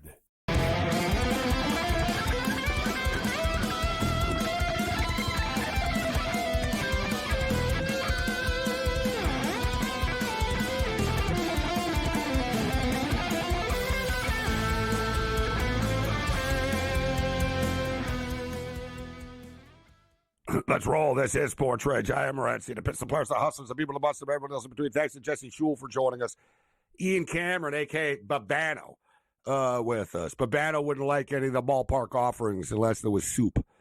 We need like we need like some stadium. Yeah, I need some sort of trendy soup in Seattle or something like that. It's got to be some sort of sushi soup or something. Yeah, sure. Chowder. Yeah, something with fish. There's a lot of fish. Yeah. Do they sell clam? They got to sell clam chowder at Fenway, I assume. Yeah, clam chowder's good soup. I don't know. I would assume. Yeah, but soup and baseball. I've been to Fenway Park, but not in a long time. What I remember about Fenway is that it just smelled like it smells like a baseball stadium, but like it's got the combination of like hot dogs, popcorn, and urine. Like it's so old. Like you just sort of like you walk. It's sort of like Manhattan. Like to be honest, Manhattan's more garbage, weed, and urine. It's a different type of cross, but it's sort of like Boston still has the troughs, man. People are just like whipping it out and pissing on the wall. It's like, come on, man. Like it's it's 2025 here. Like, we got to do something about this. I've been to Fenway a few times. You know what stadium actually smells worse than Fenway? Wrigley. It reeks. Wrigley's an old stadium as well. All right, so let's get we got a bunch of baseball bets here to start the season. I posted them online, but I wanted to make sure everybody gets them. The season starts tomorrow. There's no turning back. Let's start off with our win total bets on the season. Major League Baseball win total, best bets. We can't play everybody. We got a lot of picks here, but we I believe these are all going to be winners. More winners than losers. Let's start off with the Sacramento Athletics, over under 71.5. Listen, man, this is an improved baseball team right now. They've got like some of the best young talent in the game. They're playing in a launching pad of a baseball field right now in Sacramento as well. Brent Rooker could lead the league in home runs. Like he's got the literal potential to do so. His prop is 33.5. We'll get to that after. Lawrence Butler is one of the best young players in the game. It's a very manageable number for the Athletics. We talked about it last week. Major League Baseball players voted actually and said they think the Athletics are going to be the breakout team this year. Athletics over 71.5. Cincinnati Reds, I'm on the bandwagon this year due to my boy Terry Francona taking over one of the one of the last Expos remaining. And Dave Martinez as well. Shout out to somebody on X that reminded me about Dave Martinez being a former Expo and being a manager now. So the Athletics over 71.5. The Reds 78.5. To me, this is up to the Reds rotation. They have a lot of nice young arms. Green's ready, poised to really take that next step, but they've got some good arms on this team. If you'll notice Cincinnati over the years, guys, it used to be like, man, if this team ever had pitching, they'd be really good, and they play in that park where they score a million runs in Cincinnati. And then, ironically, for a couple of years, it was like, wow, Cincinnati's pitching is actually pretty good, but they don't hit anymore, right? It was one of these weird give and takes. Francona is a winner, right? He just makes everybody around him better. He's won everywhere he's been. He didn't win a World Series with Cleveland, but he was successful with Cleveland. Wins the World Series with the Boston Red Sox. Players love him. He's just a competent manager that makes your team better. It's like one of these college coaches that comes in and makes the program better. And he's made the playoffs in his first year in every place. So in Boston and Cleveland, he made the playoffs both times. Cincinnati have a puncher's chance to make the playoffs, plus 280. So we'll get to that later. But I like the Reds over 78.5. It's not a great division that they're in. And I love De La Cruz this year. The Toronto Blue Jays are a polarizing team, right? Like, there's a lot to dislike about them. I don't think their manager's very good. Their front office is disliked. I don't think the players, it's not a harmonious team, right? It's not like, oh, yeah, I'm buddies with the GM and the manager's super cool. It's more like the manager's an idiot. The executives are a-holes. We play for a conglomerate. It's, there's a lot of sort of bitching in that Blue Jays room. But rotation-wise, guys, Berrios, Gossman, Scherzer, Bowden Francis, Chris Bassett. It's a nice starting five that they have. Their lineup, you throw Santander in here. I think it's underrated that they brought in the Gold Glove second baseman in Jimenez, 3-time Gold Glove winner. He's like minus 300 to be the Gold Glove winner this year at second base. They really shore up the middle infield of their defense with Jimenez. There's a lot to like. Let's just see if Vlad can get this thing going. They can get his contract talks going. Bichette seems to be in a good mood this year. He's hitting the baseball in camp. Get off to a strong start. Critical for the Blue Jays that they get off to a strong start and they get some positivity. And the bandwagon Toronto media will start jumping on the wagon. Otherwise, the bandwagon media are going to kill them on a daily basis. Let's go with the over 78.5 with the Toronto Blue Jays. Boston Red Sox, buying into the hype here. 86.5 is their win total. I wish it was a little lower, but I think the Red Sox can win this division. I think the Blue Jays have a shot, but I like the Red Sox as well. Let's go over 86.5 with the Red Sox. Dodgers win total was 103.5. They won their first 2 games. It's now posted at 104.5, despite the so they're 2-0. So it's 104.5 right now. I think they're going to get there, but I think the good bet, guys, is Dodgers to win 110 or more games at plus 230. It's only a couple of more games, and you're getting a nice plus 230. And in fact, we're getting a pretty nice number. I've heard at some sports books that it's not as nice as this. So look at your books, see what you can get with the Dodgers to win 110 or more at plus money. Major League Baseball home run bets. We've been talking about these for the last couple of weeks. Bregman, now with Fenway Park. This dude's going to rack up the doubles, going to rack up the home runs against the Green Monster. Let's go Bregman over 19.5. Vlad Jr. is ready to explode. He might be the MVP in the American League this year. Guerrero's playing for big money. He's going to prove it. And I love Guerrero over 30.5 home runs. Santander is just a home run machine. Playing in this park in Toronto, he should get like 38, 40, 37 or whatever. And it's 31.5. Soto's just a freaking stud. I think the number's fair at 32.5. We talk about Brent Rooker, not a household name, plays for the Athletics, can crush the baseball. You know, I would say a potential outside shot for American League MVP, but I don't think the Athletics are actually going to make the playoffs. And Shohei Ohtani, come on, 42.5. Shohei's going to hit 50 plus.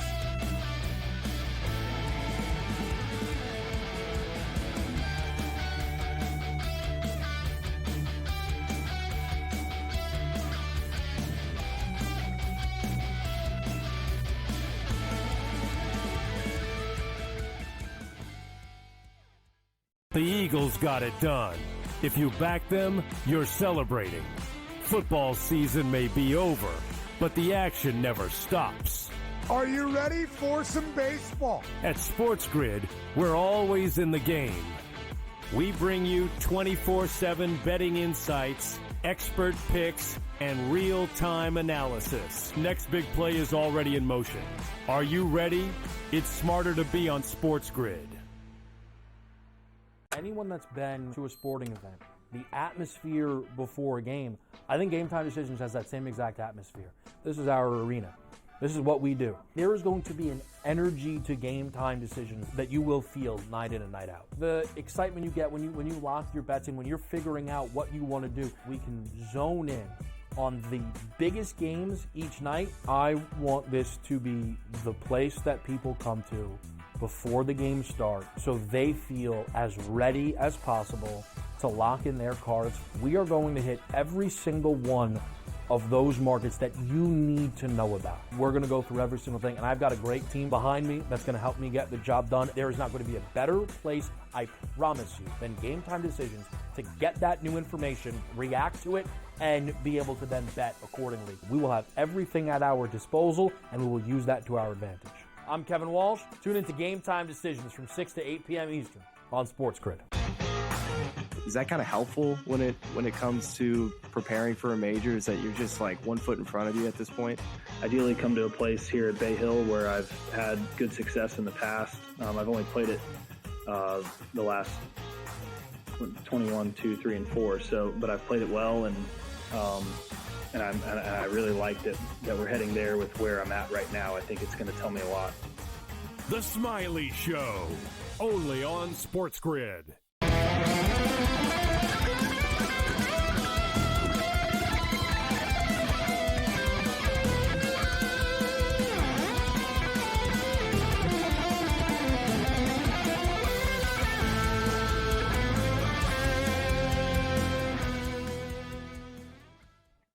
This is SportsRage. I am Morency. This time of the year, Expo fans, a lot of Expo talk on Twitter, on X, and missing them this and that. And I couldn't help but think, too, of Bill Cosby.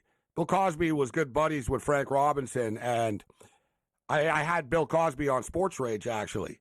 And obviously, a lot has happened since then with Bill. Some stuff has happened since then with Bill Cosby. But it was pretty crazy. Like, I was living near the Olympic Stadium. It's hardcore East End Montreal. It's like hardcore French. Like Montreal, sort of like people speak both languages in Montreal, but it's kind of split up the way the city is. So around the Olympic Stadium where they play, it was hardcore French, and I lived a couple of blocks from the stadium because I used to go there every day. And I just walk up the street to the stadium, and I didn't know it, but I walked into like this corner store that I used to go to all the time, and they gave me, I didn't understand why, Cam. They're like, no, you don't have to pay today, and like you can keep it. And I was getting RC Cola. I had like a big RC Royal Cola. Crown. Yeah, I was getting a bag of chips and a big RC Cola, the soda of kings. And they were like, no, and they were all smiling, and I was like, what the hell's going on here? And I look up, and I realized I was on the front page of the Journal de Montréal, the French newspaper. Amazing. Me with like a mic in the face with Bill Cosby. And they're like, Bill Cosby in Montreal. And it's me interviewing. They were like, amazing. Oh, we didn't know you were in the media and stuff like that. But Bill Cosby had a good line because the Expo game was sold out, the home opener. And then he was there for game 2 the next day, and there was like 7,000 people there. And Cosby said to me, he goes, do people in Montreal know that the baseball season is not just one game? I'll never forget him telling me that. So it's like, he goes, what the hell? He goes, I don't understand. He goes, it was packed last night. But it is true. You'll get a deal if you wait. You're not going to an opening day. It is the weekend, so tickets will still be a little bit pricey this weekend across the board. All right, so we got a couple of more futures here. We gave it a home run props. As I stated, Bregman over 19.5, Vlad Jr. over 30.5, Santander over 31.5, Soto over 32.5, Rooker over 33.5, Ohtani over 42.5. Couple of playoff props and to make the playoffs type of deals for those of you. You know, and obviously everybody can't play every one of these picks, but if one of you like one of them. But to make the playoffs, best bets, Red Sox. Everybody missed the best number. We talked about it when we thought Cole was going to be out. You're getting plus 300 right now for the Red Sox to win the American League East. It might be a tall task for the Blue Jays to actually get it together and actually win the division, but they could.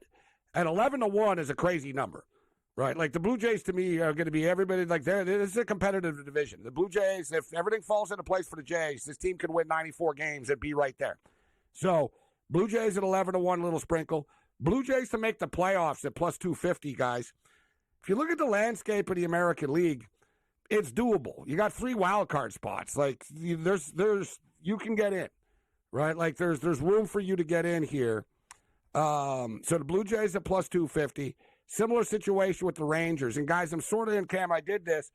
Money doesn't buy everything, but in a way, like your roster speaks for itself.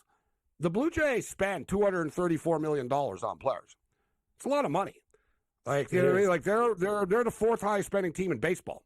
All right, these guys are like spending money. The Jays. If you spend $234 million, you can't win 79 games. You fire everybody. Like seriously. Like I'm spending $234 million. I'm expecting 90, 95 freaking wins for this. The Texas Rangers are spending $206 million. They're like 5th. They're spending a lot of money, too. Rangers should be able to get into the playoffs at minus 115. Red Sox to make the playoffs at minus 115. And a little play on the Cincinnati Reds to somehow get into the playoffs. There we go. Plus 280. Plus 280. Reds make the playoffs. And just 2 quick stolen base prop bets, guys.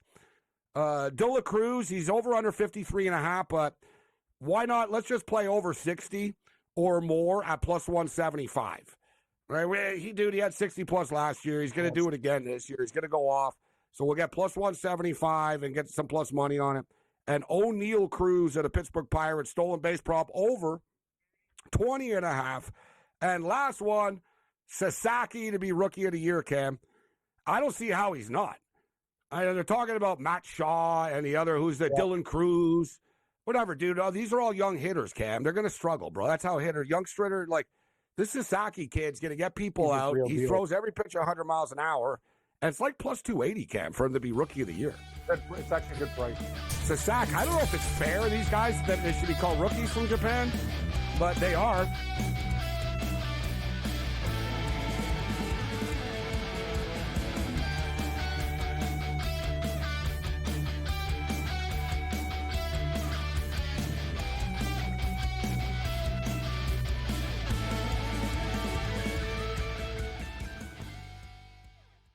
The Eagles got it done. If you back them, you're celebrating. Football season may be over, but the action never stops. Are you ready for some baseball? At SportsGrid, we're always in the game. We bring you 24/7 betting insights, expert picks, and real-time analysis. Next big play is already in motion. Are you ready? It's smarter to be on SportsGrid. Anyone that's been to a sporting event, the atmosphere before a game, I think Game Time Decisions has that same exact atmosphere. This is our arena. This is what we do. There is going to be an energy to Game Time Decisions that you will feel night in and night out. The excitement you get when you lock your bets in, when you're figuring out what you want to do, we can zone in on the biggest games each night. I want this to be the place that people come to before the game starts so they feel as ready as possible to lock in their cards. We are going to hit every single one of those markets that you need to know about. We're going to go through every single thing, and I've got a great team behind me that's going to help me get the job done. There is not going to be a better place, I promise you, than Game Time Decisions to get that new information, react to it, and be able to then bet accordingly. We will have everything at our disposal, and we will use that to our advantage. I'm Kevin Walsh. Tune into Game Time Decisions from 6 to 8 p.m. Eastern on SportsGrid. Is that kind of helpful when it comes to preparing for a major? Is that you're just like 1 foot in front of you at this point? Ideally come to a place here at Bay Hill where I've had good success in the past. I've only played it the last 21, 2, 3, and 4. But I've played it well, and I really like that we're heading there with where I'm at right now. I think it's going to tell me a lot. The Smiley Show, only on SportsGrid.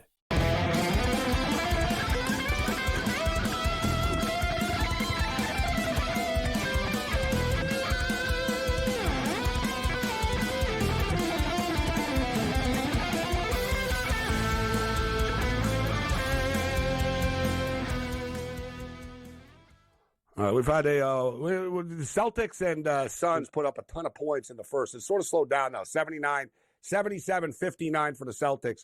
9 minutes remaining in the third, so the second half has just gotten going.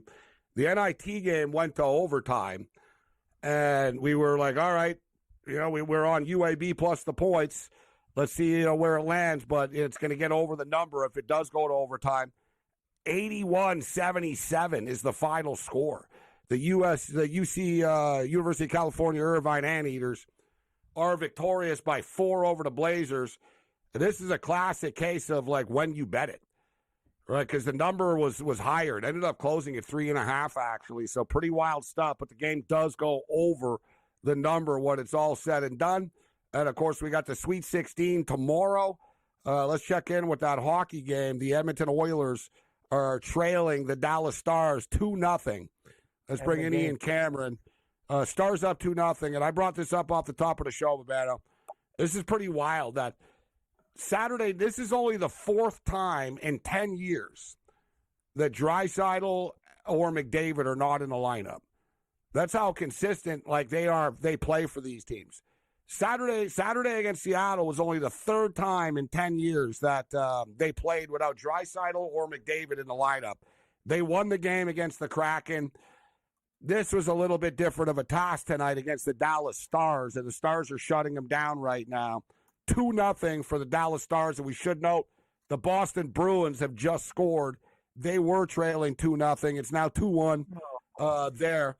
What do you think, Babano, of the Dallas-Edmonton game?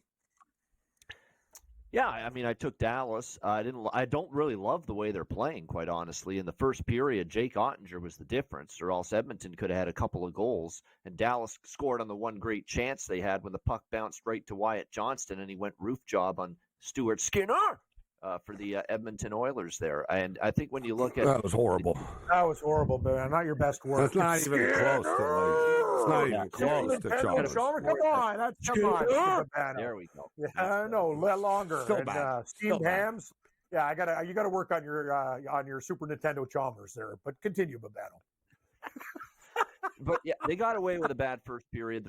They led 1-0. Skinner was beaten on the one good chance Dallas had.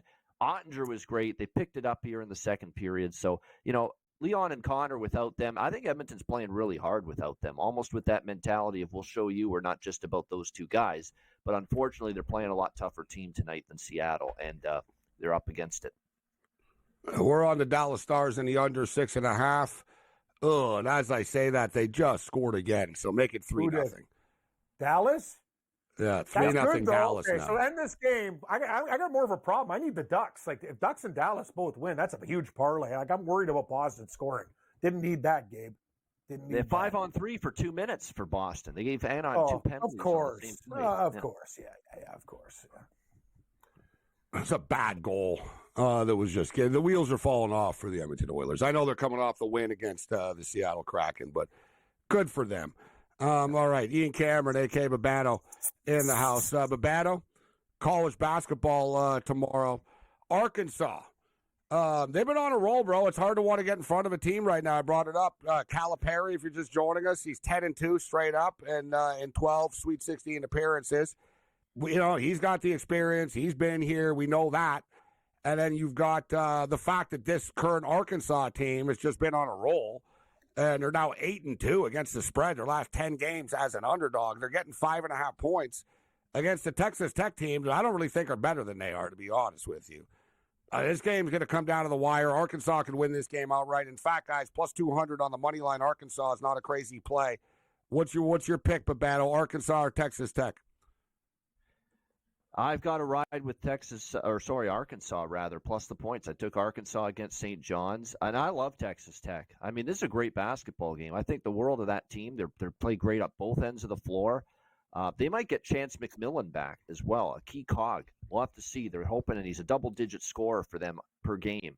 So if they get him back, that's significant. But Arkansas just got Boogie Flan back. We saw the way they played against St. John's. They don't mind playing physical brand of basketball. They can defend, they can rebound, and they may get one of their top scorers, Adu Thero, back from injury. He hasn't played in months, and this guy averages over 20 points per game for John Calipari's team. And he may finally return tomorrow night for that Sweet 16 game. And he's been out for a while. He's been their leading scorer early in the year. Guys that have been out that long, I wouldn't expect them to play that much, Babano. Like, guys, in my opinion, when you're out that long, they've got a unit that's been rolling right now. True. And yes, disrupting chemistry, obviously, that's developed with this team, playing their best ball really late in the season. And now you do worry about that. But I still think they'll welcome him back if he's able to go. But you're right. I'm on them with the points. He's been a great underdog, ATS down the stretch. You look at Arkansas, too, when they've been in the dog roll. They've been terrific. So, yeah, I'm taking the points with the Razorbacks as well. Pig Suey tomorrow night. BYU and Alabama is the first game up. 5.5, totals 175.5. What are you doing with BYU and Alabama? I'm on BYU here. I mean, I keep being impressed with this team. Wisconsin's a really good team, with the way John Tonje's played, and they've got a couple of really good scorers on that team. They've got Crowell, the big guy. And for BYU to play that well against Wisconsin, I was impressed. They have played terrific basketball. A lot of people thought this head coach, Kevin Young, was, not the right hire because he's an NBA guy, but he's proven to do a really nice job with this Cougars team. I'm impressed. The big guy down low for them has been playing well, and that's significant. Alabama lives and dies by the three, and their defense comes and goes. It was very good in their last game against St. Mary's, but I think St. Mary's, just from an athleticism standpoint, had a little bit of trouble matching up with Alabama. I think BYU is going to be able to match them basket for basket. It's a very high total. I was interested in the over, guys. I still lean that way, but it's just a very high number in the 170s. Maryland and Florida tomorrow. The debate is over as far as the travel is concerned. Whether he traveled or not is irrelevant now. Now they get the Florida Gators. Point spread is sitting at 6, total 157, Babano. Who do you like in this game? Do you guys know quickly that this is the first reptile matchup ever in the NCAA tournament? What, all reptiles, really? Yeah, it's all reptiles. It's a turtle and a gator. Yeah, I'm just fun. I like fun facts. Continue, Babano. Sorry, Gabe, I thought you'd enjoy that one. Reptiles. Do you know that factually, or are you just it's saying factual. this? I checked it. No, I checked it on the internet. I thought I was making because I saw it's true. I just checked Gemini or AI or whatever. It says it's the first reptile matchup in NCAA history. Yes, a turtle and a gator. Hermit. That's a good pack, though. I like it. Continue, Babano. Sorry, Jess. I didn't mean to distract. Turtle doesn't have much of a chance against the Gator in real life. You'd be what? The funny thing about a turtle is, it depends on the turtle. What kind of turtle? Yeah. Not one of those big We'll turtles. talk about we'll talk about snappers later, but get in there, Babano. Tell us. What do you got? If we rewind Florida versus look, we can all agree Florida didn't play their best. That was their D- game against UConn, but they got away with it. They won. It's a sign of a good team. They didn't play great. They got past UConn. You got to give credit to UConn, though. They're the Hearts of Champions as well, 2-time defending national champs. They weren't going to go down without a fight. But Florida didn't play well. They got bailed out by a couple of great threes late in the game by Walter Clayton that were outstanding shots. Otherwise, they would have lost that game. I think it's a wake-up call. I think this is the end of the road for Maryland. I think you're getting a bit of a short number now here with Florida. Remember, Maryland was life and death to beat Colorado State in the last game. I think Florida wins and covers by double digits. I disagree with, and listen, I do respect BYU, and I think it will be a close game, but I think Bama are going to survive. I just put a parlay. I'm just looking at the money line parlay here. Alabama to win. Alabama to win, Florida to win, and Duke to win is plus 131. I do believe in Florida more than Alabama, just because I think Maryland are going to be outmatched. But BYU and Alabama, BYU won't be outmatched. They're just going to trade baskets, and we'll see what happens. For the record, a Florida to win and a Duke to win is minus 164, although I think the Duke are going to cover the point spread.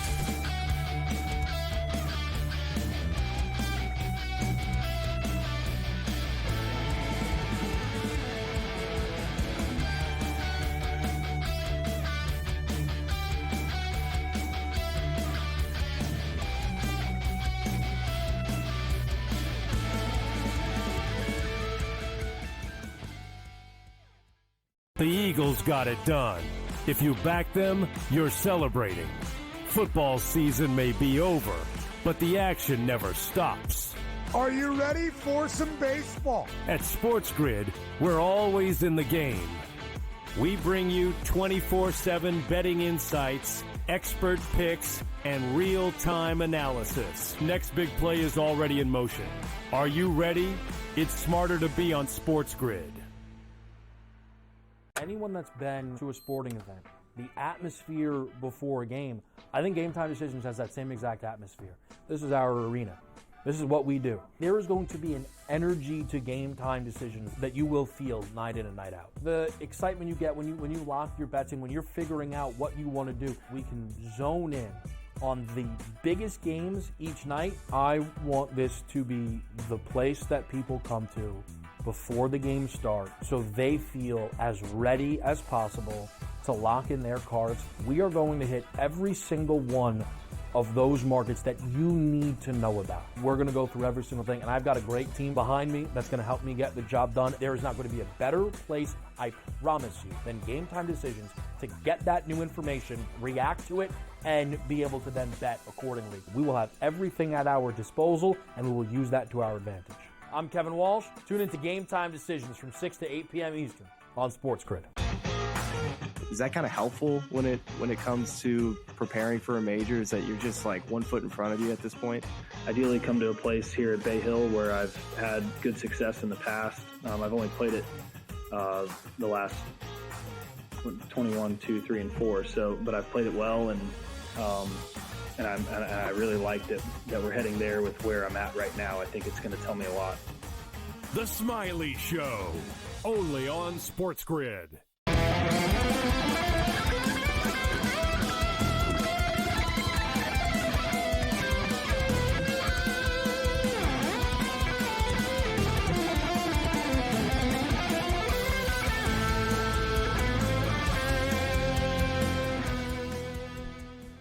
This is SportsRage. I am Morency. The pits, the players, the hustlers, the people that bust them, and everybody else in between.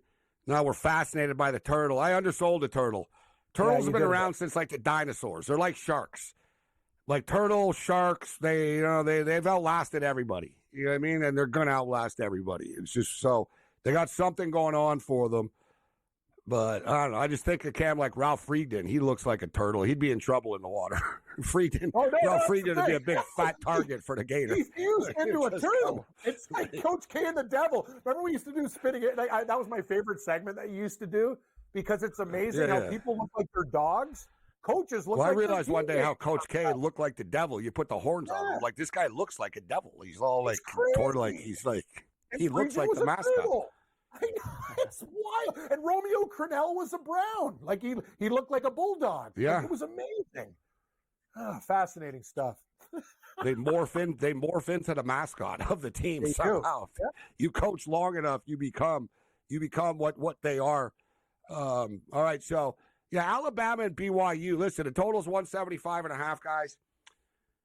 What do you think, Babano?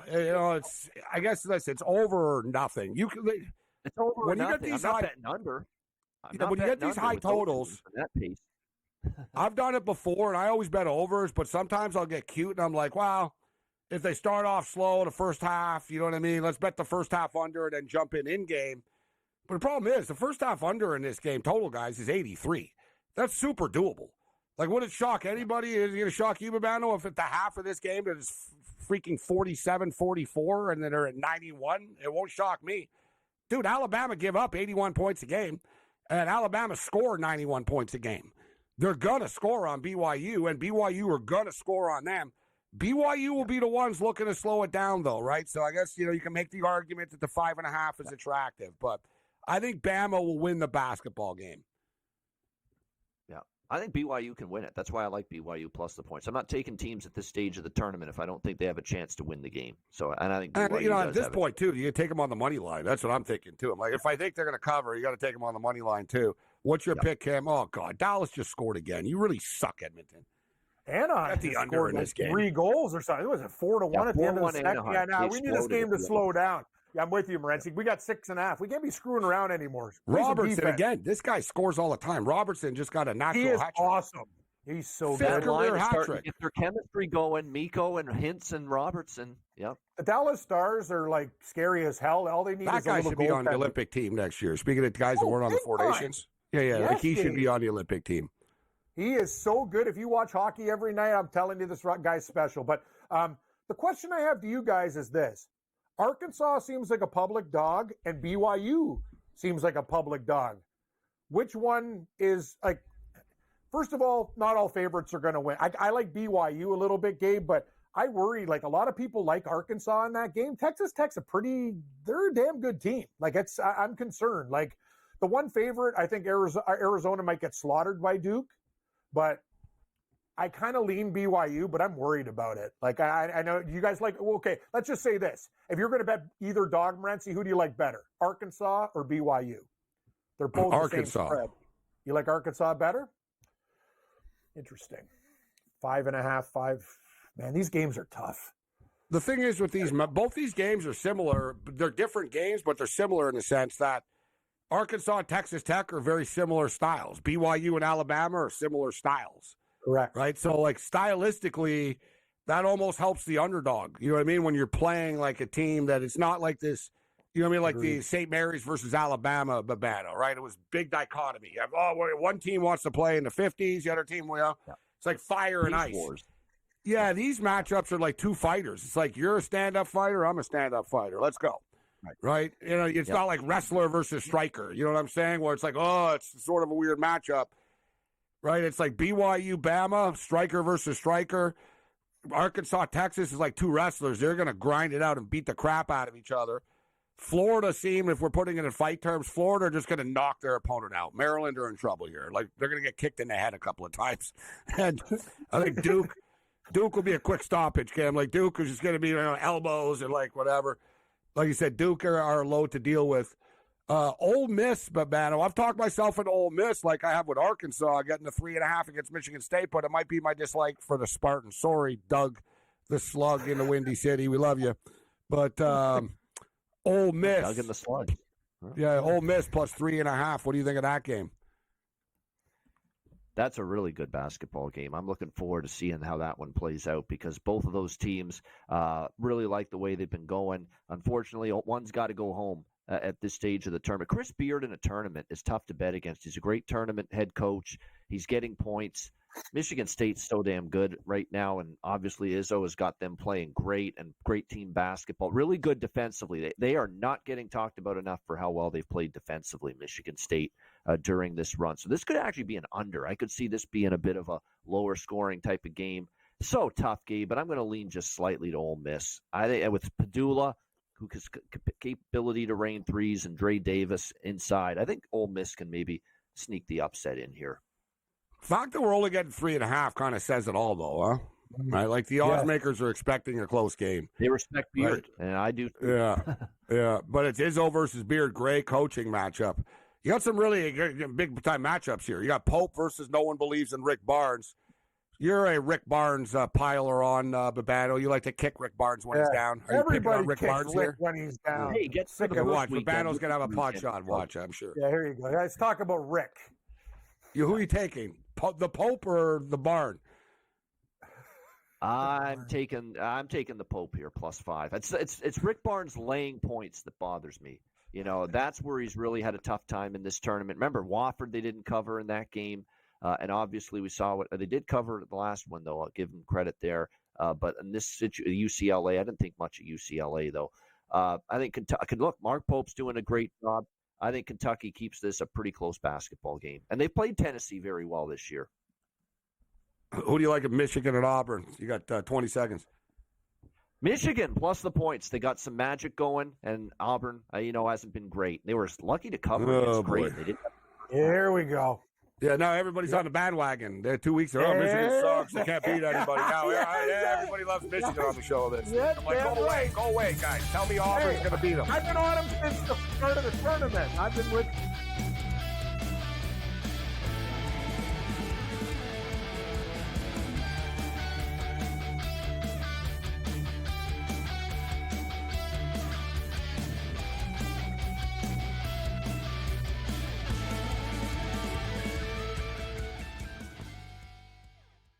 The Eagles got it done.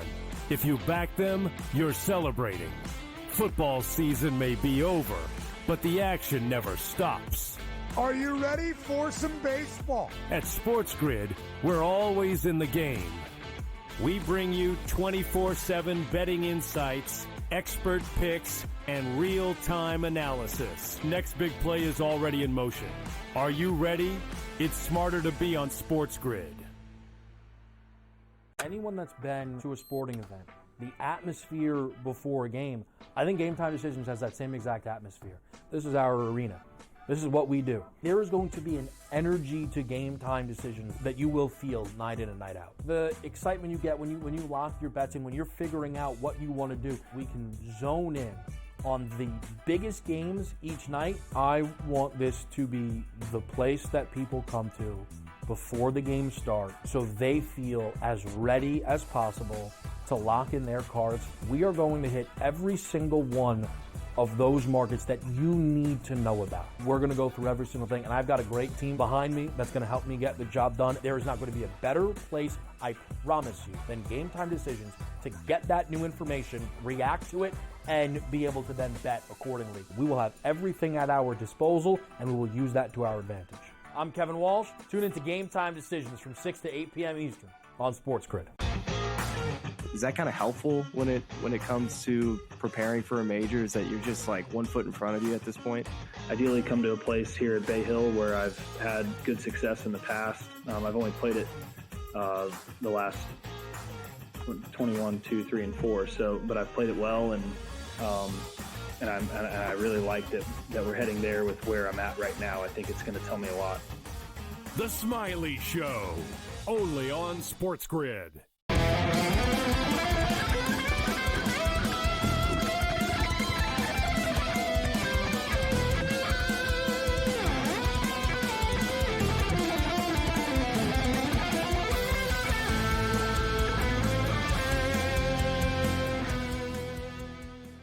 All right, we got baseball picks to get to. I got my Sweet 16 picks to get to. Babano, quickly, Purdue, Houston. Who do you like in this basketball game? I think Houston wins. The cover, I could see it being like Gonzaga, though, where it's right around the number and it's free throws at the end that decide it. I'll lean for the sake of making a pick Houston. I think Houston wins, and I give them a decent chance to cover. It's a lot of points, though. Cam, best bets for tomorrow, baseball, basketball. What do you got for us? I like the Yankees, even though I'm going to be fading them all year. I think they look good out of the gate. I think Kansas City with Reagan's pitching is a nice short price, just barely over a pick 'em. I like the Blue Jays to win with the over in their initial. Gabe talked about their incredible opening day record. That's what I'm looking at right now for my baseball games, Gabe. I'm going to have a full slate of baseball picks tomorrow, but I like the Kansas City Royals at minus 130. I like the Blue Jays at minus 110. And I do think the Dodgers will beat the Detroit Tigers tomorrow. It was, and like I said, man, I said it's going to go up, and it was 170. We talked about 20 minutes ago with Jesse. 185 right now. Should be noted, Justin Steele has already pitched this year, so he's pitching tomorrow for the Cubs. So keep your eye on his props. He will go a little bit longer. It's his second start of the season. I like that under tomorrow in Seattle with the Athletics and the Mariners. Babano, any baseball picks tomorrow?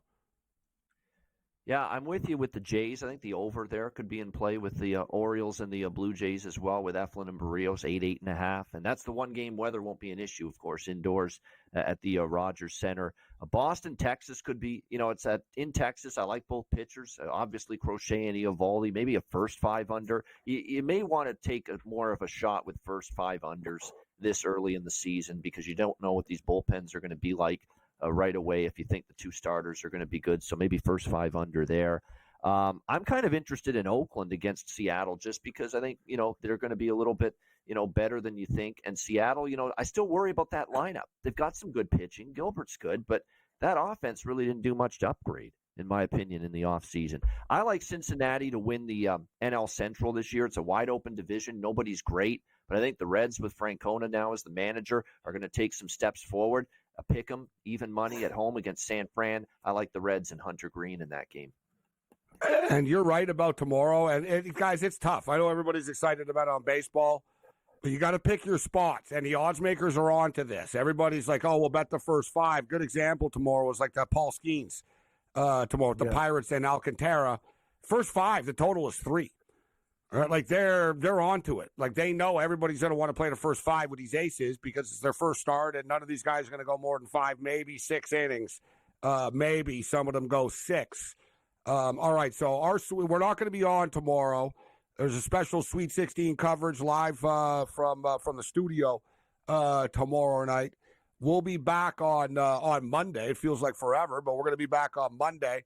So our picks are some Sweet 16 picks, and I'll post them online tomorrow. And I'll be on with Pharrell, actually, tomorrow on Friday. But BYU Bama, over the number. It will be a track meet. These guys are going to get into the 90s. You're going to have to get into the, I think you're probably going to score I think you're going to need like 95 points to win this game. I think Duke are going to roll Arizona. I like Duke and Arizona to go over the number. Arizona can score. Right, it's going to be a fun game, but Duke is just a covering machine. It's just too good for everybody. The Florida Gators are going to smash the Maryland Terrapins. The Crab 5 are going to get eaten by the Gators. So -6 for the Gators, plus 5.5 for the Hogs. Let's ride the SEC wave here with Ole Miss at plus 3.5. The Vols are playing an SEC team, but I think this is payback. Tennessee have lost the first 2 games to Tennessee. I like this Tennessee team. I like Shazier. I like Lanier. I like the way that they attack things. Nothing's easy for them. Babano's right. Anytime you're laying points with them, it's always going to be a sweat job. But, a couple of free throws late, I think they can cover this number. Michigan, I think, can win the game outright against Auburn. Auburn are vulnerable. They lost 3 of their last 4 games coming into this thing. Auburn could be a little shaky at the free throw line in close games. Auburn also get into a lot of foul trouble. These SEC teams play super physical. Watch out for the Texas A&M got into serious foul trouble and they put Michigan on the line with a lot of time left in the game. Love the over of Michigan and Auburn over 153.5. And finally, in closing, the Houston Cougars -8 against the 2-team Boilermakers. Cam, who's going to win the Houston Open? Oh, great question, Gabe. I got a couple guys for you. Let's go in with speed. I got Tagala, Dietrich, Let's roll. Can't name them all. I got to post them on Twitter. Later. Other than that, you're on your own. Later.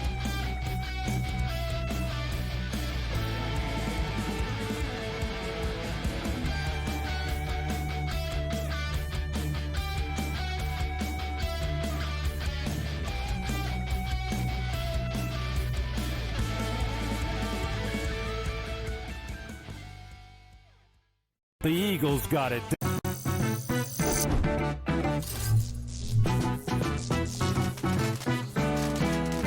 New to casinos and not sure what to play? Well, try blackjack first. It has a lower house advantage compared to